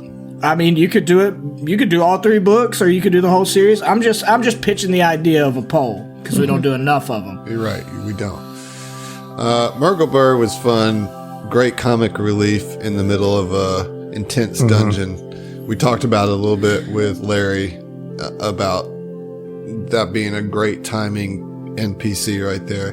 Mergelbear is awesome. Was a lot of fun to play. I had a lot of fun like learning that voice, you know, to where, because the first time I did it, like I hurt myself. You know what I mean? Like I actually, I will tell you here, if you've made it this far in Tom Talks, you get this little piece of information. I went back and re-recorded a few of the lines from Mergelbear, the first episode that she was introduced, because I was like straining to do it, but then I figured out how to do it with zero strain at all. Like, so now I can comfortably do it, you know, just changing it where it is in your throat and stuff like that. And so then I was like all about Mergelbear and having fun with interjecting her wherever I could, you know. All of a sudden, this baby's great. So your experience with Mergelbear was like adjusting to being the lead singer of a screamo band. Yes. Yes, something like that. I love the scene of Mergelberg carrying the Rune Drive and complaining about it being heavy. This is so heavy. Giving it to Becky and Steve. The scientist NPCs. I love them. Oh, Steve Larinax. That even was talk. funny. Yeah, Steve Larynx. That was funny having all the scientists and you know, like with a situation like that where there's like 15 or 20 people, like the reality of the situation is you're not going to flesh out all those people, but No. it's always fun to play around with one or two of them. You Yeah, know? just give them like a little like identifier that's like, okay, there is like, it's not just scientist 1, scientist 2, Yeah. scientist Yeah, a bunch of 3. tokens. Yeah. That was good. That was good. Fucking I mean- Steve Larynx. My biggest surprise of book 3, you know, you're talking about these narrative moments, was the Orin fight against Solon. Like, that's something that I did not anticipate. You know, I talk about all these plot beats that I did anticipate and plant the seeds for. Fucking Zach Evans saying, hey, I will take on the boss solo with my character, is not anything that I had on my bingo card. Not in The your bingo balls card. on that not yes at and all. right Like, there. Not at all. Balls. It was insane. I don't think it would have worked out without Evandrian's armor. I mean, like that was kind of. Is that what like did it for you? Like knowing, like kind of having some idea that you had some access to a potential armor upgrade with. Yeah, I mean, because it had the force field and everything like that, and it had the damage resistance, and that, like, is where I thought I might have a fighting chance at this. I figured he would out damage me turn for turn, but I was hoping that if I got enough mitigation, that it would balance out. You know, No doubt. So, yeah, it was definitely a tense encounter, though, because I did not think that it was a great idea in the moment. In retrospect, it was still a terrible idea. In retrospect, it was still a terrible idea. I will pull back the curtain a little bit and say that, you know, when we were doing that, we stopped and said, and like had a discussion as a pod while we were recording that and said, okay, what does this mean? Like, cause I was a little shocked by it, you know, by this request. I wasn't expecting it or the agreement, you know what I mean? Like, to do it. And when he said yes, I was like, okay, well then I had to put together a map for it. Like I didn't have a plan for this at all. So we had to stop and we talked about it as a group, you know, and one of the things that kind of came of that was this armor being a thing. And then the fact that you guys at this point were supposed to have leveled up, you know what I mean? And I was like, yeah, I was leveling you up going into a starship combat because I wanted you to be at the appropriate level for the starship combat. But then it was like, okay, oh, wait. So now you're going to solo the boss. And so there was a discussion there. And I think that it's important. And the reason that why I'm saying this and kind of putting it out there is that if you're running your games at home and somebody comes up with, you know, they throw you for a loop, don't be afraid to pause and like kind of discuss it for a second and say, okay, how's this going to work? And then go for it. And then we did. And it was like, and that's when we kind of hit record again. And I was like, this is going to be for real, Zach. Like, I'm going to roll all the dice on the table. Like, yeah. I'm getting you on this recording now saying that you are agreeing to this. You're agreeing to last this chance. Fight, you know, last chance. Yeah. Well, and, you know, to that point, like, if it's cool enough, like, make it happen. Like, whatever it is. If it's a cool enough idea, make that shit happen. Like, take the time to pause the action for a second to make it happen in a way that it doesn't count as an asterisk. You know what I mean? Like, that was a real deal thing. Like, Zach put his character on the line to solo Zolan, you know, and none of us had, I mean, I hadn't considered that possibility before that. You know, before Zach was like, yeah, I'm going to do it. I believe John had it in the the balls on this guy. Like, yeah. For real. Well, yeah. I will say, in Oren's defense, no one, to my knowledge, has ever accused Oren of not having a nutsack. Oh, you know, true. Yeah. True. And not lived, you know. yeah, and lived to talk about it anyway. Yeah, but you know, honestly, I think the mind thrusts changed the game on that, because it was nice because being a mystic gave me ranged combat tools that I don't think I would have had if I'd have been a straight Solarian going for a fight. Right. You know, whereas, and the thing was, is like Oren was presenting a threat to Zolan. If he stayed in melee range, he was going to risk being blinded every single turn. But if he runs away, well, now I get a free cast without provoking an opportunity attack. And, you know, with Zolan being a human, not being a construct or a swarm component where they're resistant to mind affecting things, Mind Thrust is primed to deal big damage. You know, it's the biggest damage toolkit or tool in the Mystic toolkit. And so the combination of having the Starlight form, which is specifically a Star Shaman thing and not a Mystic thing, and And the Mind Thrust on deck, I mean, it really made a huge difference. Well, in turning the Zolan completely underestimated the mystic in you which is so ties into who Orin is, because he was so reluctant to show the mystic side of himself, for so long. Like, I mean, a lot of what Orin did with his mystic powers was like only to the people that he knew, like by healing them, and like, only people that were close to him really saw his mystic powers. You did a force disc a couple times, and you've used mind thrust before, but a lot of time you rely on your gun to do the work in combat, so you're not an overly magical mystic in that sense. And so I think Zolan underestimated that big time, because the Solarian part of you is really flashy. And so he's like, oh, I see this dude's trying to be some sort of Solarian, Oh, you got a lightsaber? Yeah. And he completely underestimated your connection to Ibra and the stars and what being a mystic means, which is very, I think it's indicated by his disregard for his own religion with what he did with the armor. You know what I mean? Facing Like the armor and whatnot. like he obviously doesn't put a lot of stock in mysticism, So, and you showed him up with it, dude. Boom. I got the last laugh.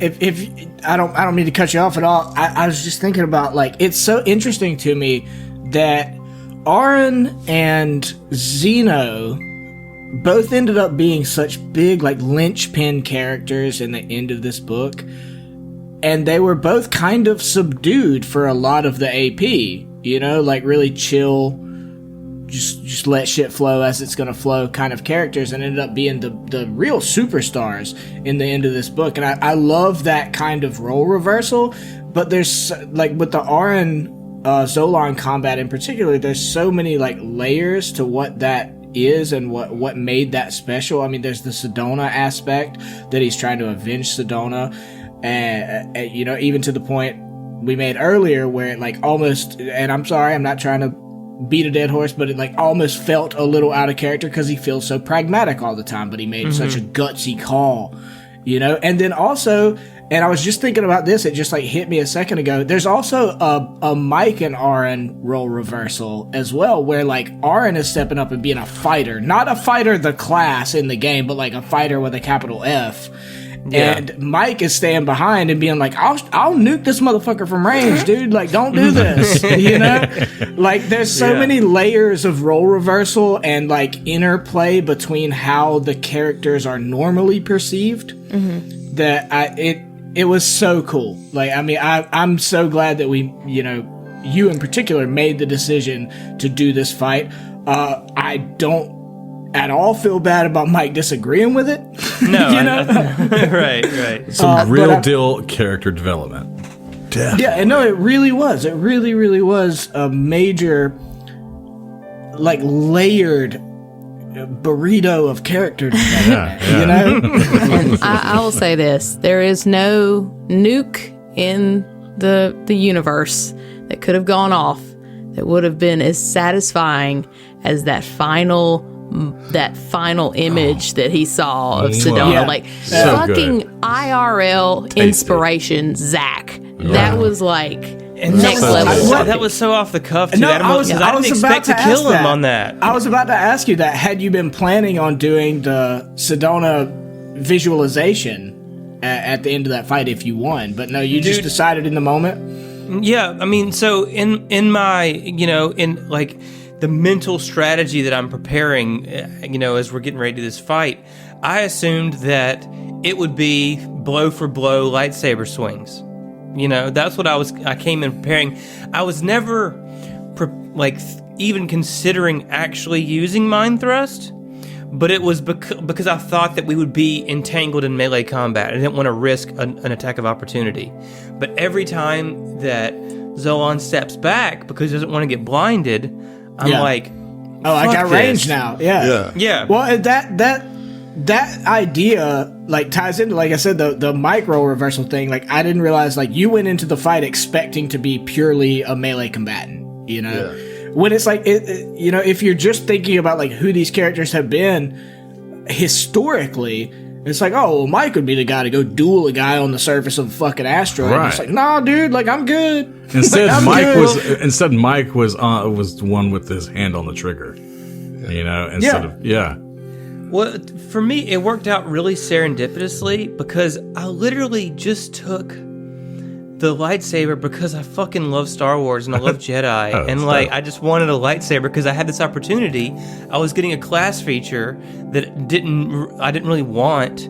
And I had this opportunity to swap it for a fucking lightsaber. Are you kidding me? Yes, I will take that. Even if it's just a flavor lightsaber, I'll have it. I love that flavor saber. But because of the way that, we have to narratively in-world describe things we're getting for our level ups, a choice that we decided early on,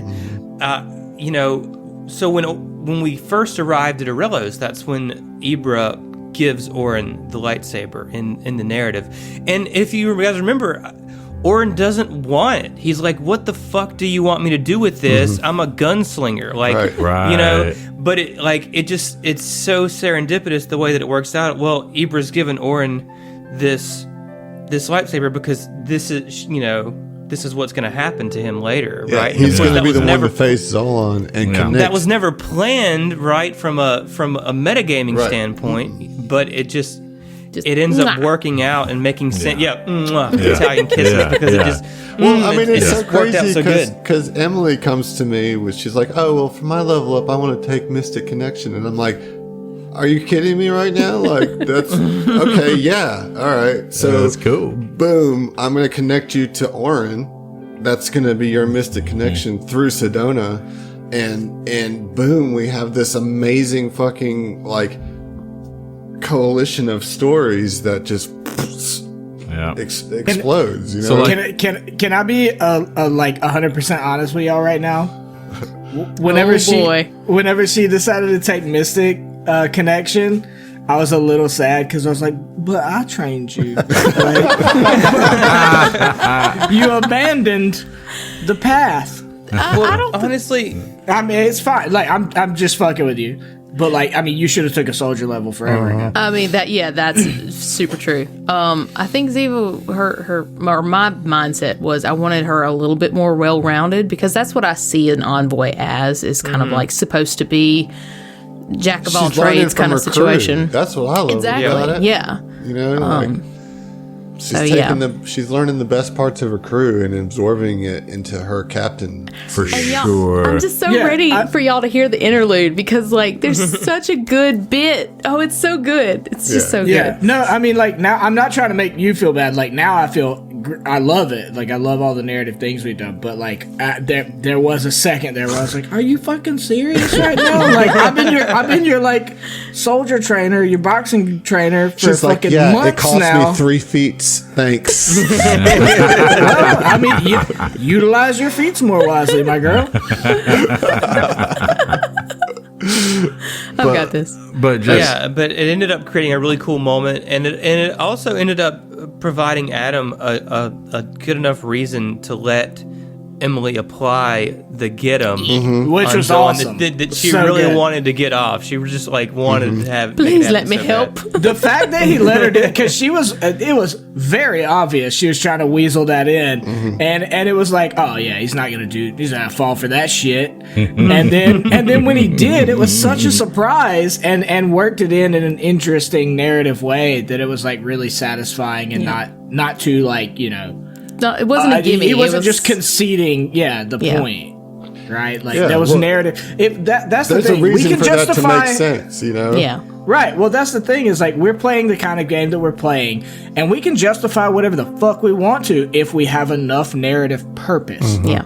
And I think that's the philosophy that we all share. It's like if there's a narrative purpose behind it, you can do whatever the fuck you want. Exactly. Yeah. You just got to tell me about it. Yeah. I just need to hear about it. No. Yeah, but that was fucking awesome.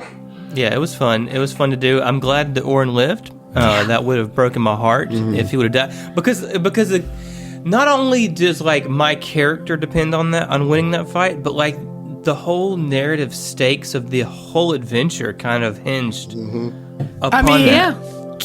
Just so you know, if you lost that fight, I'm nuking everything. Yeah. Everything. I'm nuking the ship. I'm nuking the asteroid. I know I'm you nuking were not. everybody. The stake of your word was on the line. The stake of your honor as a party was on the line. Because, like, if he Yeah, but loses, fuck those Nazis, right? Those motherfuckers, man. I know. I mean, to be fair, I hear you, but Mike's that's been what like, was. I keep my word for a long time, but he's always had a blind spot when it comes to these Aslanti fucks, and he would have fucked his honor up and fucking nuked the shit out of all of them. I wouldn't blame you at all. Like, I understand. I just think that it's worth noting that there was more to it than Oren's life on the line. You know what I mean? Yeah. Yeah, and like I know I mentioned it on the cast, but I was like so nervous, man. I mean, I really was. I felt like I was wiping my brow like between turns, like every time. So, like, just really want to get it in before we move forward, but just want to say, Zach, that hashtag savor the saber, on that. Yeah. Like, for Yeah. real, dude. Yeah. For sure. Yeah. Oh, yeah. It was great. It was a lot of Yeah. fun, and I mean, I don't think that's going to be the end of Oren using his toy lightsaber No. either. I so. hope not. Yeah. So, just real quick, before, like I always have to do little things to get myself in the headspace, particularly to do TOMTalks stuff. Like I'll put all my like notes together and everything, but I have to like do little quirky shit to like get to feeling right.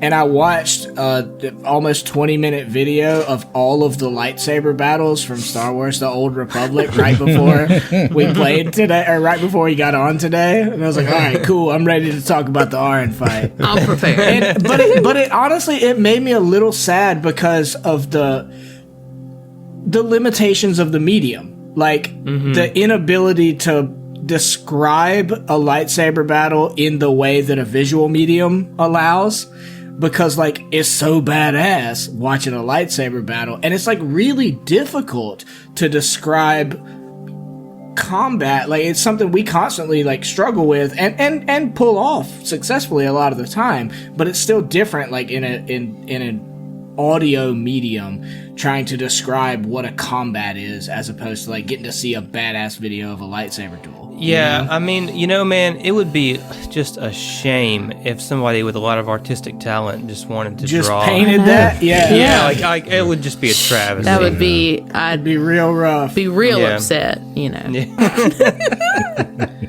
Yes. it'd be almost as shitty as if somebody drew an awesome picture of training Ziva under Mike with her dope sports bra and stuff on, getting rocks pretty- thrown at her. It's pretty dope. Nobody It's pretty dope. wants that. Nobody wants that. Thank you so Wink. much. Thank you so much, Alex. Yes. Yeah, okay, so, I mean, like, look, we could talk for fucking 3 more hours just shooting the shit, because that's what we do, about how awesome the Oren versus Zolan fight was, but look, the reality is, you won. You pulled it out, and I'm incredibly proud of you, as is Mike. And the entire party. Yeah, we're proud of you. Proud of you. But I'm so glad that's like a thing in our Discord. So, okay, we have to move on to some listener questions and then get the fuck out of here, okay? Yeah, let's do it. Okay, so I got one from Setasuji. Woo! So what? Shout out, Setasuji. Setasuji, what up? Oh, hold up, I got the ham horn. Oh. Got him. There it is. What encounter or fight was the most absolute bullshit with the XD smiley Super face? zombies. 100%. Super 100. Zombies book 1? Well, that's Yes. book One. one. That's in book one. It's That's fine. how I mean, absolute look, the thing bullshit is, it was. this is a book 3 and a whole AP wrap up. Yeah. Yeah, so it 100%. counts, yeah. The it's super fair. zombies. Yeah, that's because I ran them wrong. Like, Next question. it's supposed to be staggered every other turn, but no, they just kept going. They were I don't want to No, talk no, about this. Ne- Next question. Next question. Yeah. Well, I mean, I have a That's the different right opinion. answer, and Josh. it's- You're right. But next. No, I have a different opinion. It's book 2. Book 2. Anyway, Just all of it. Just all of it. yeah. So I have a question for you, Adam, from Sir Newt. Did the players miss any cool ass loot? Or excuse me, did the players miss any really cool loot? I just sound more gangster than that. I'm sorry. No, they actually got loot that they weren't supposed to get. Because you're not supposed to get Zolan's armor, you know? Yeah. So, That's right. That's it. There, next yes. fucking question. Oh, man. Thanks, Adam. Oh my goodness. Okay, very very quickly. How would you grade book 3? 48 out of 55. 50 out of 55. 50 out of 55. Yeah. Okay. I think it was a little better than 48. It's a little bit of 87%, you know? Well, solid. I'll take Good. it. It's good. I'm not good with numbers and fractions, so I'm going to go with the letters, and I'm going to say it's an A-. Okay. Yeah, I'm going to have to go with an A on that for sure. Just solid regular ass A. Yep. Regular ass. Regular ass. Better than an A minus. Got a one up me. It's a point or two different. Yep. I'm Josh. going with A- as well. Okay. Yeah, Josh, 48 did out of you? 55. Oh, you straight. yeah, You Josh. went Yeah. with the Next classic. question. That's an honest Classic. answer. Question. Classic. Yeah. Oh, I don't get the grade shit. No. No, you're the host. Next question. Get out. Okay. I didn't realize I forfted my fucking rights as a human Yeah. being. It was in the to fine host print. this Should have show. read it. It's in the Sorry. fine print. There literally wasn't any. Next question. I give it an A. There you go. Just a It's a basic good ass book. A, huh? Yep, just a regular ass A. Regular ass A. You didn't like ace it, but you did good. Yeah. Okay. Were there any plans that you guys had as players that did not come into fruition? Yeah, one and only one is I really wanted to have Half Red on as a crew member. Just to see how that would play out. She'd have probably died like Hash did. I was just say, yeah, you know how she would have played out. She would have fucking died. How do you kill a blob Exactly. of water? There's a squid inside. Adam would find She's a a way. fish inside of a blob of water. Pokemon just get knocked out; they don't die. She would have fainted. So would that mean that she falls under the creature companion rules? Oh my god. No, This John. is getting terrible. All right, No, next John. Next question. question. Yeah. All right. Oh my goodness. Were there any expectations that you guys had going into book 3, or I mean, I guess the AP as a whole, that were not met or were defied? Going into the very beginning of it, I really thought we would actually be doing a lot more with the Aslanti Empire as a whole, and not just this splinter cell of rogue Aslanti. Yeah, I'm with Zach on essentially. that. Yeah, I thought we were going to 100%. actually be going more into the Aslanti star system. Man. I'm not mad that But we of course didn't.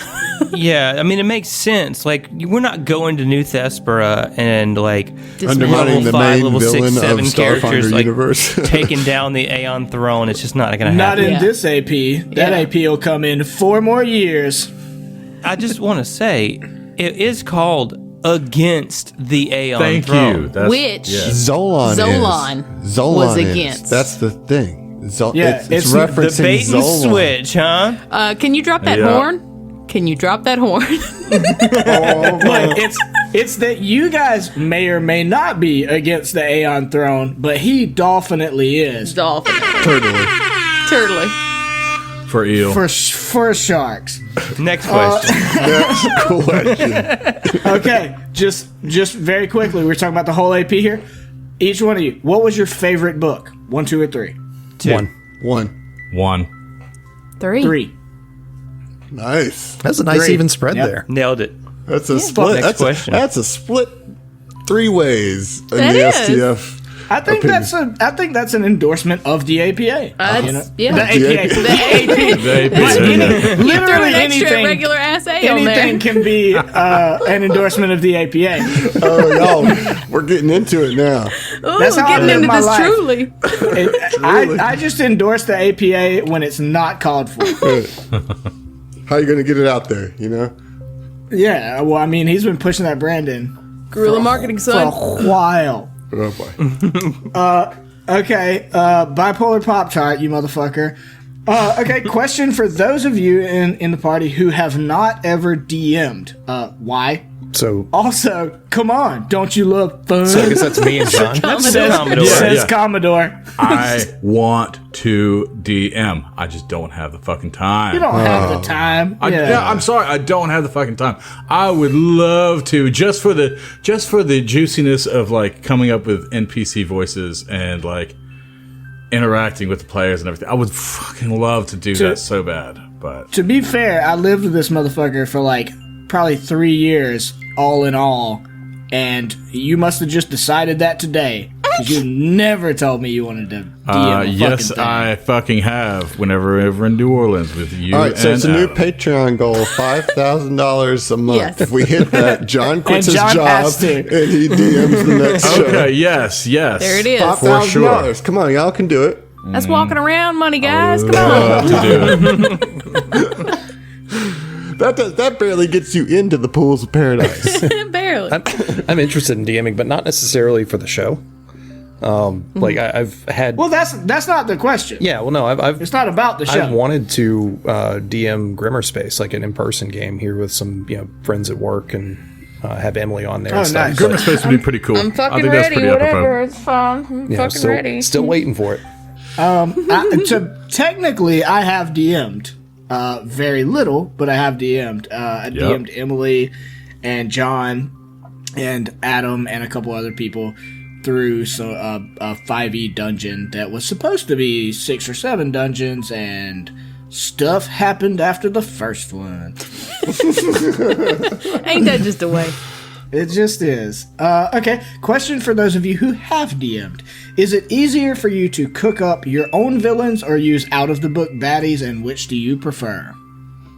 That's from Porter Paladin. Yes, it is. I like cooking up baddies. I do. I think it's definitely easier to use out of the book villains. Like that's not even debatable. But it's certainly more fun if you can cook up your own monsters and stuff like that. 100% agree with that. Yes. I don't know, man. Like, for me, because of my schedule and time availability, it's nice to have a kind of skeleton to build off of, without a doubt. I have homebrewed a villain before, and it was awesome, but it took a lot of work and a lot of emotional taxation.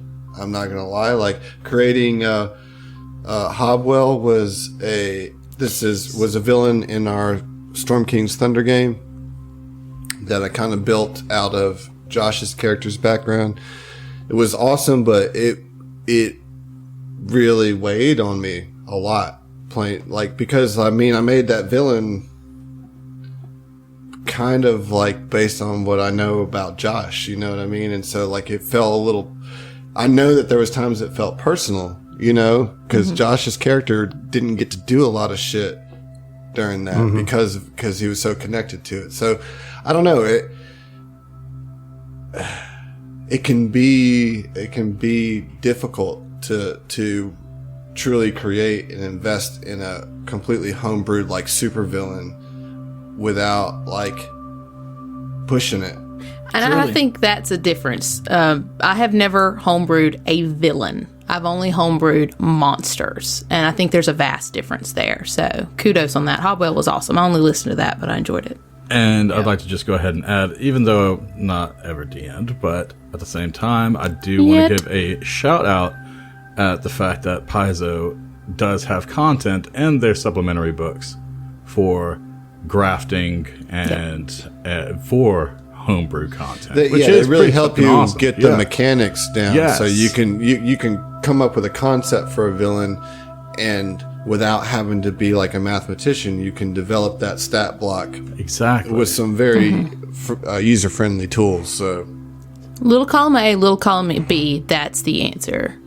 Porta Paladin. Next question. that's a good question, Porter. Next Very question. good. Yeah, next question. Bipolar Pop-Tart again. I'm going to answer it. Don't even worry about it, guys. Who would win in a fight, Mike or Sigurd? Mike is level 7. That's a crossover question from Hideous Tomfoolery. If you're not listening to it, go dig around and find it. Yeah. Go find it. Do the work yourself, motherfucker.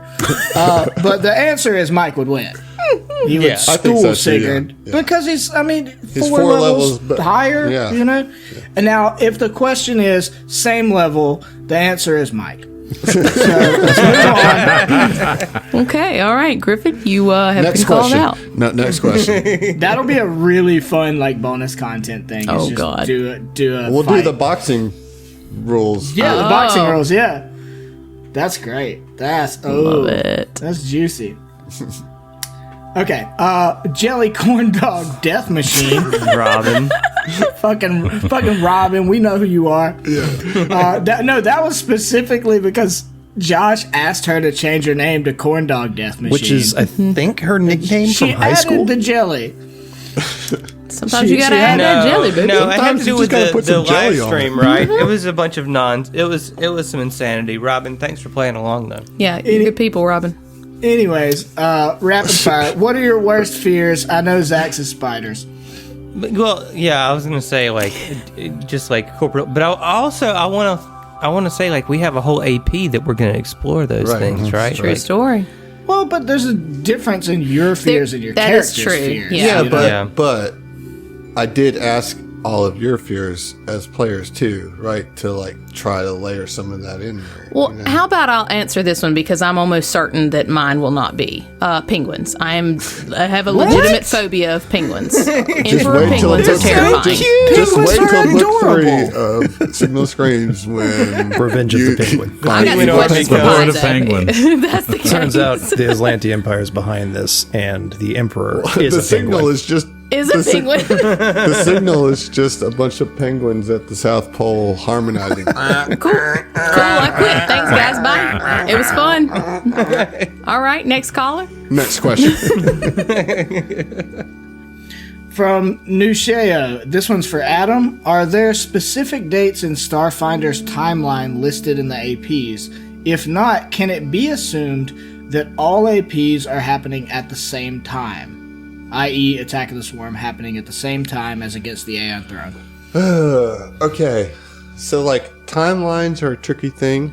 I will say we do have one as a podcast. We do. We've We actually do have a timeline. just updated it, but I'm hesitant to hardcore say any date and time. Okay, because the story's ever evolving. You know what I mean? And I don't want to lock myself out of anything if I don't have to. But we have a general timeline of where things have happened, right?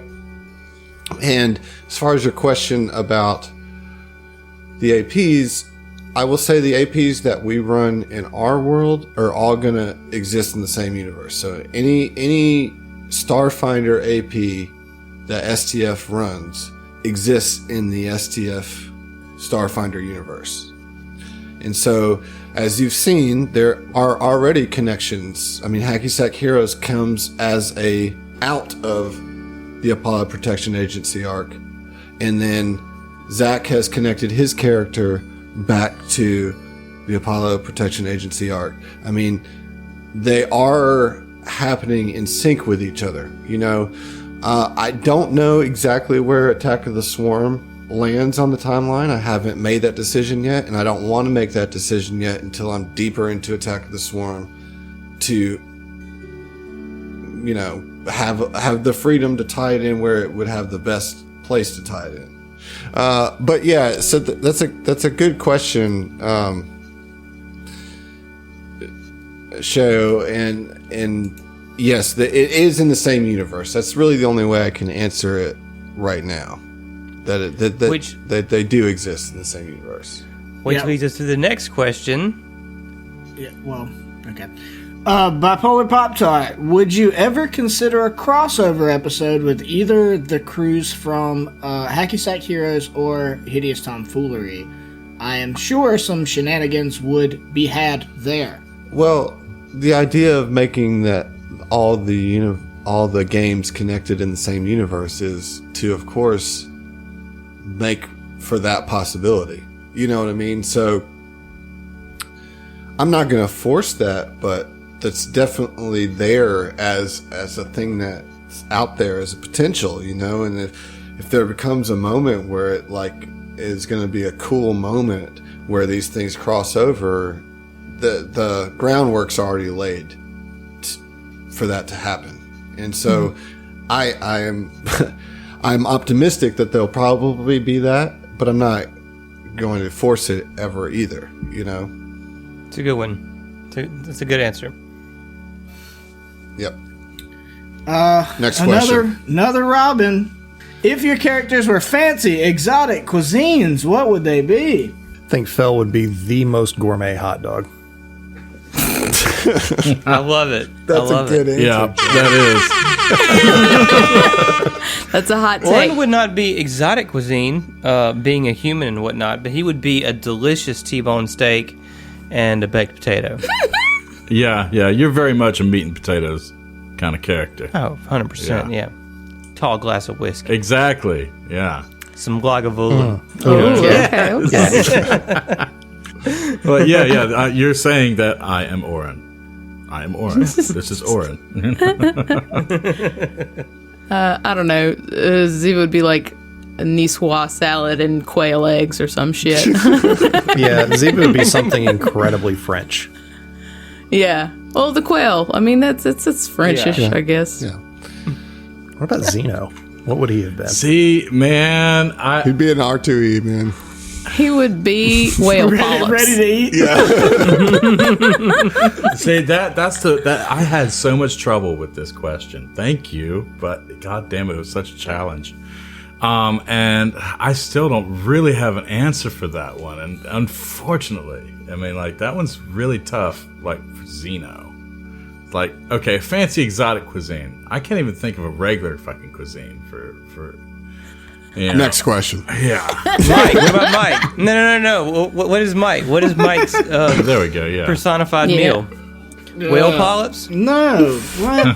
Better than that. He likes whale polyps. Gator Fra Diablo. Fuck no. I'm not gonna.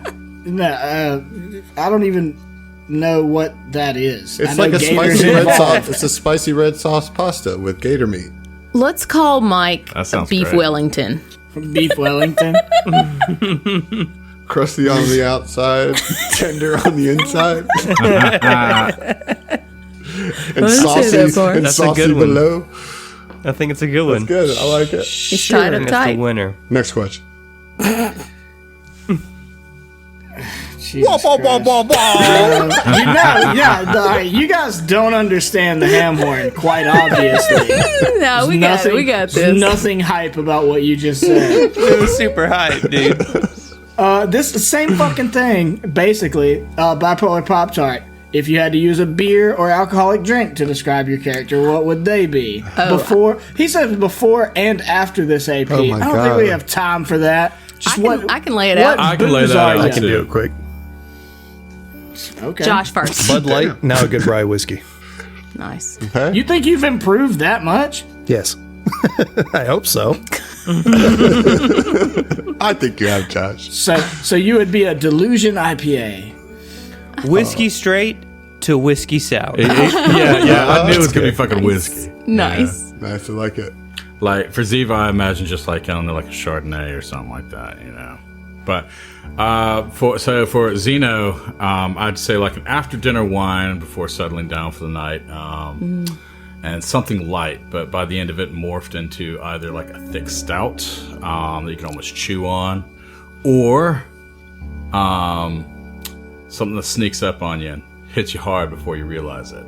Fucking whoop juice. Okay, cool. All right, Fucking cool. whoop juice. Yeah. Mind eraser. Yeah. So Ziva would start out simple but classy as a white Russian, I guess. But at the end of this AP, like, there's not a lot to it, but it's like, all right, it's a little bit bougier than, you know, just vodka. Another Caucasian, Jerry. But no, the end of this AP, an aviation cocktail. Okay. I'm with it. If you're not familiar with it, Google it and you're welcome. See, I was thinking that you'd start out with like a Cape Cod and end up with a Cosmopolitan. Nah. I just feel like I'm whiskey as well, you know? Okay. Nusheo again.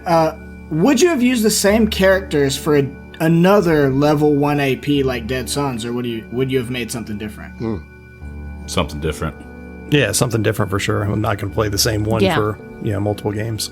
Well, yeah. Well, no, I mean, the question isn't was a like what if. you had already played this character, like, but would the choice of AP have informed that decision? Yeah, it does. Every single time I make a character, it's based on the situation that we're going into. Yeah. If it was my first AP of Starfinder, I'd never played Starfinder, I would have still probably gone with Star Shaman Mystic because that was the most interesting class to me. But, now that I've played a year of Starfinder, of course I would choose something different to try out. I probably still would have been a soldier because nobody normally volunteers to be the tank. So, maybe I wouldn't have been Mike, but I would have been the Full tanky envoy boy. party. One AP. I'll be the All tank. All right, I'll call envoy. dibs on the tank. Like in another AP. I have no interest in playing an envoy at all. Well, too bad. That's the next campaign. All All envoys, brother. All We're doing envoy. it. I won't fucking be there. So Well, Felicia. or I'll take one envoy level on my everything else soldier. Who would do that? That's stupid. Definitely not you. A significantly more effective character would. Okay. What I don't. This is hard for me because like memory, and I know it's going to be hard for Josh. thanks. What crit card moment was the most satisfying? I can answer that. And that's from Tyler. Flaming Mike or Jedi Orin. Yeah. One of the others. Yeah. I have to agree with both of those. Those Yep. were both. Those were sick. Yeah. For sure. I know there was a couple crits in the fight at Third Eye Salvage that I can't recall, but there was, I mean, that was 3 episodes of combat, so there was definitely some major crit moments there. But You just remember they were satisfying. well, but the flaming mic was just Yes. the absolutely. wildness of it all Yes. was just Yeah. so much fun, Yeah, for sure. That was probably that edged it out. Even though I was in the other fight, I still think that Yeah, one. I think that was one's better. the most like visually memorable kind of Yeah. scenario. Yeah, Crit specific. Yeah. Like, yeah. So Giuseppe, I'm not gonna even let you guys. I already know the answer to this. Okay, but if you ordered a Murgle burger at the Space Diner, what would it be like? That's a banh mi all day. Nah, baby. man. That's a banh mi Just burger. thick with 2 That's a Cs. banh mi. I'm thinking just like fried squid with some onion on it and a little bit of mayo. that smells What's with good. all these food questions?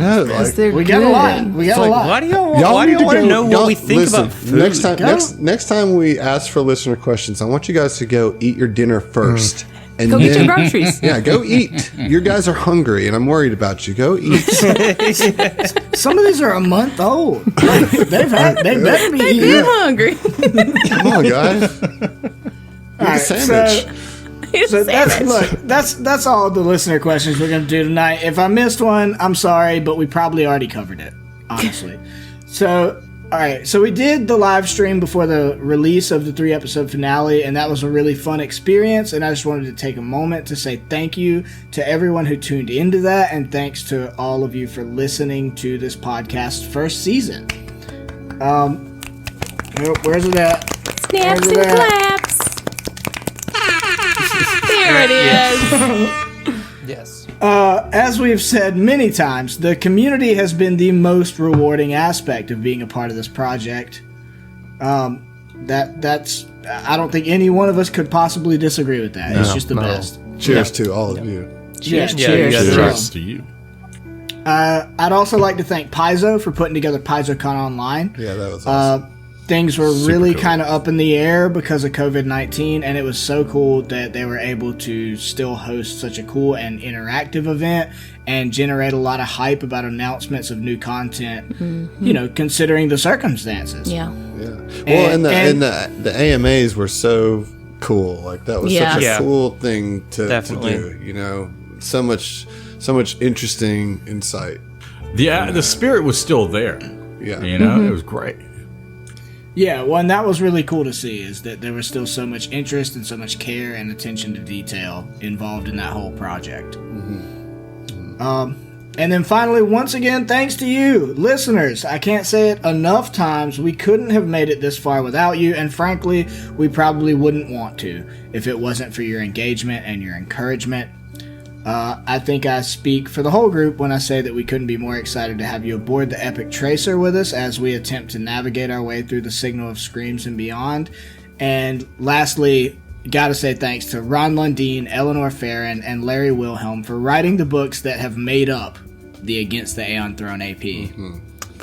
Yes, absolutely. Thanks everybody for being a part of this from start to finish. It was so much fun. You guys, you're doing great. You're all doing great. Job. You're all doing great. They're doing awesome. Awesome. You're doing better than great. You're doing awesome. Seriously, thank you for listening to us talk about this for so long. Thank you for listening to us play this for so long. I am so excited for season 2. So excited. Yeah. So say we all. Yeah, there you go. So say we all. Indubitably. Agreed. Concur. For show. No, you have to say it. You have to say Yeah, it. yeah. So say we all. Or you're kicked so out say of the we all. fleet. BG. Anyways, we love you guys. Thanks for tuning in to another Tom Talks. We'll see you next month. We'll see you. See ya. We'll see you. We'll see you. I just waved like people can see me. Emily, I'm so proud of you.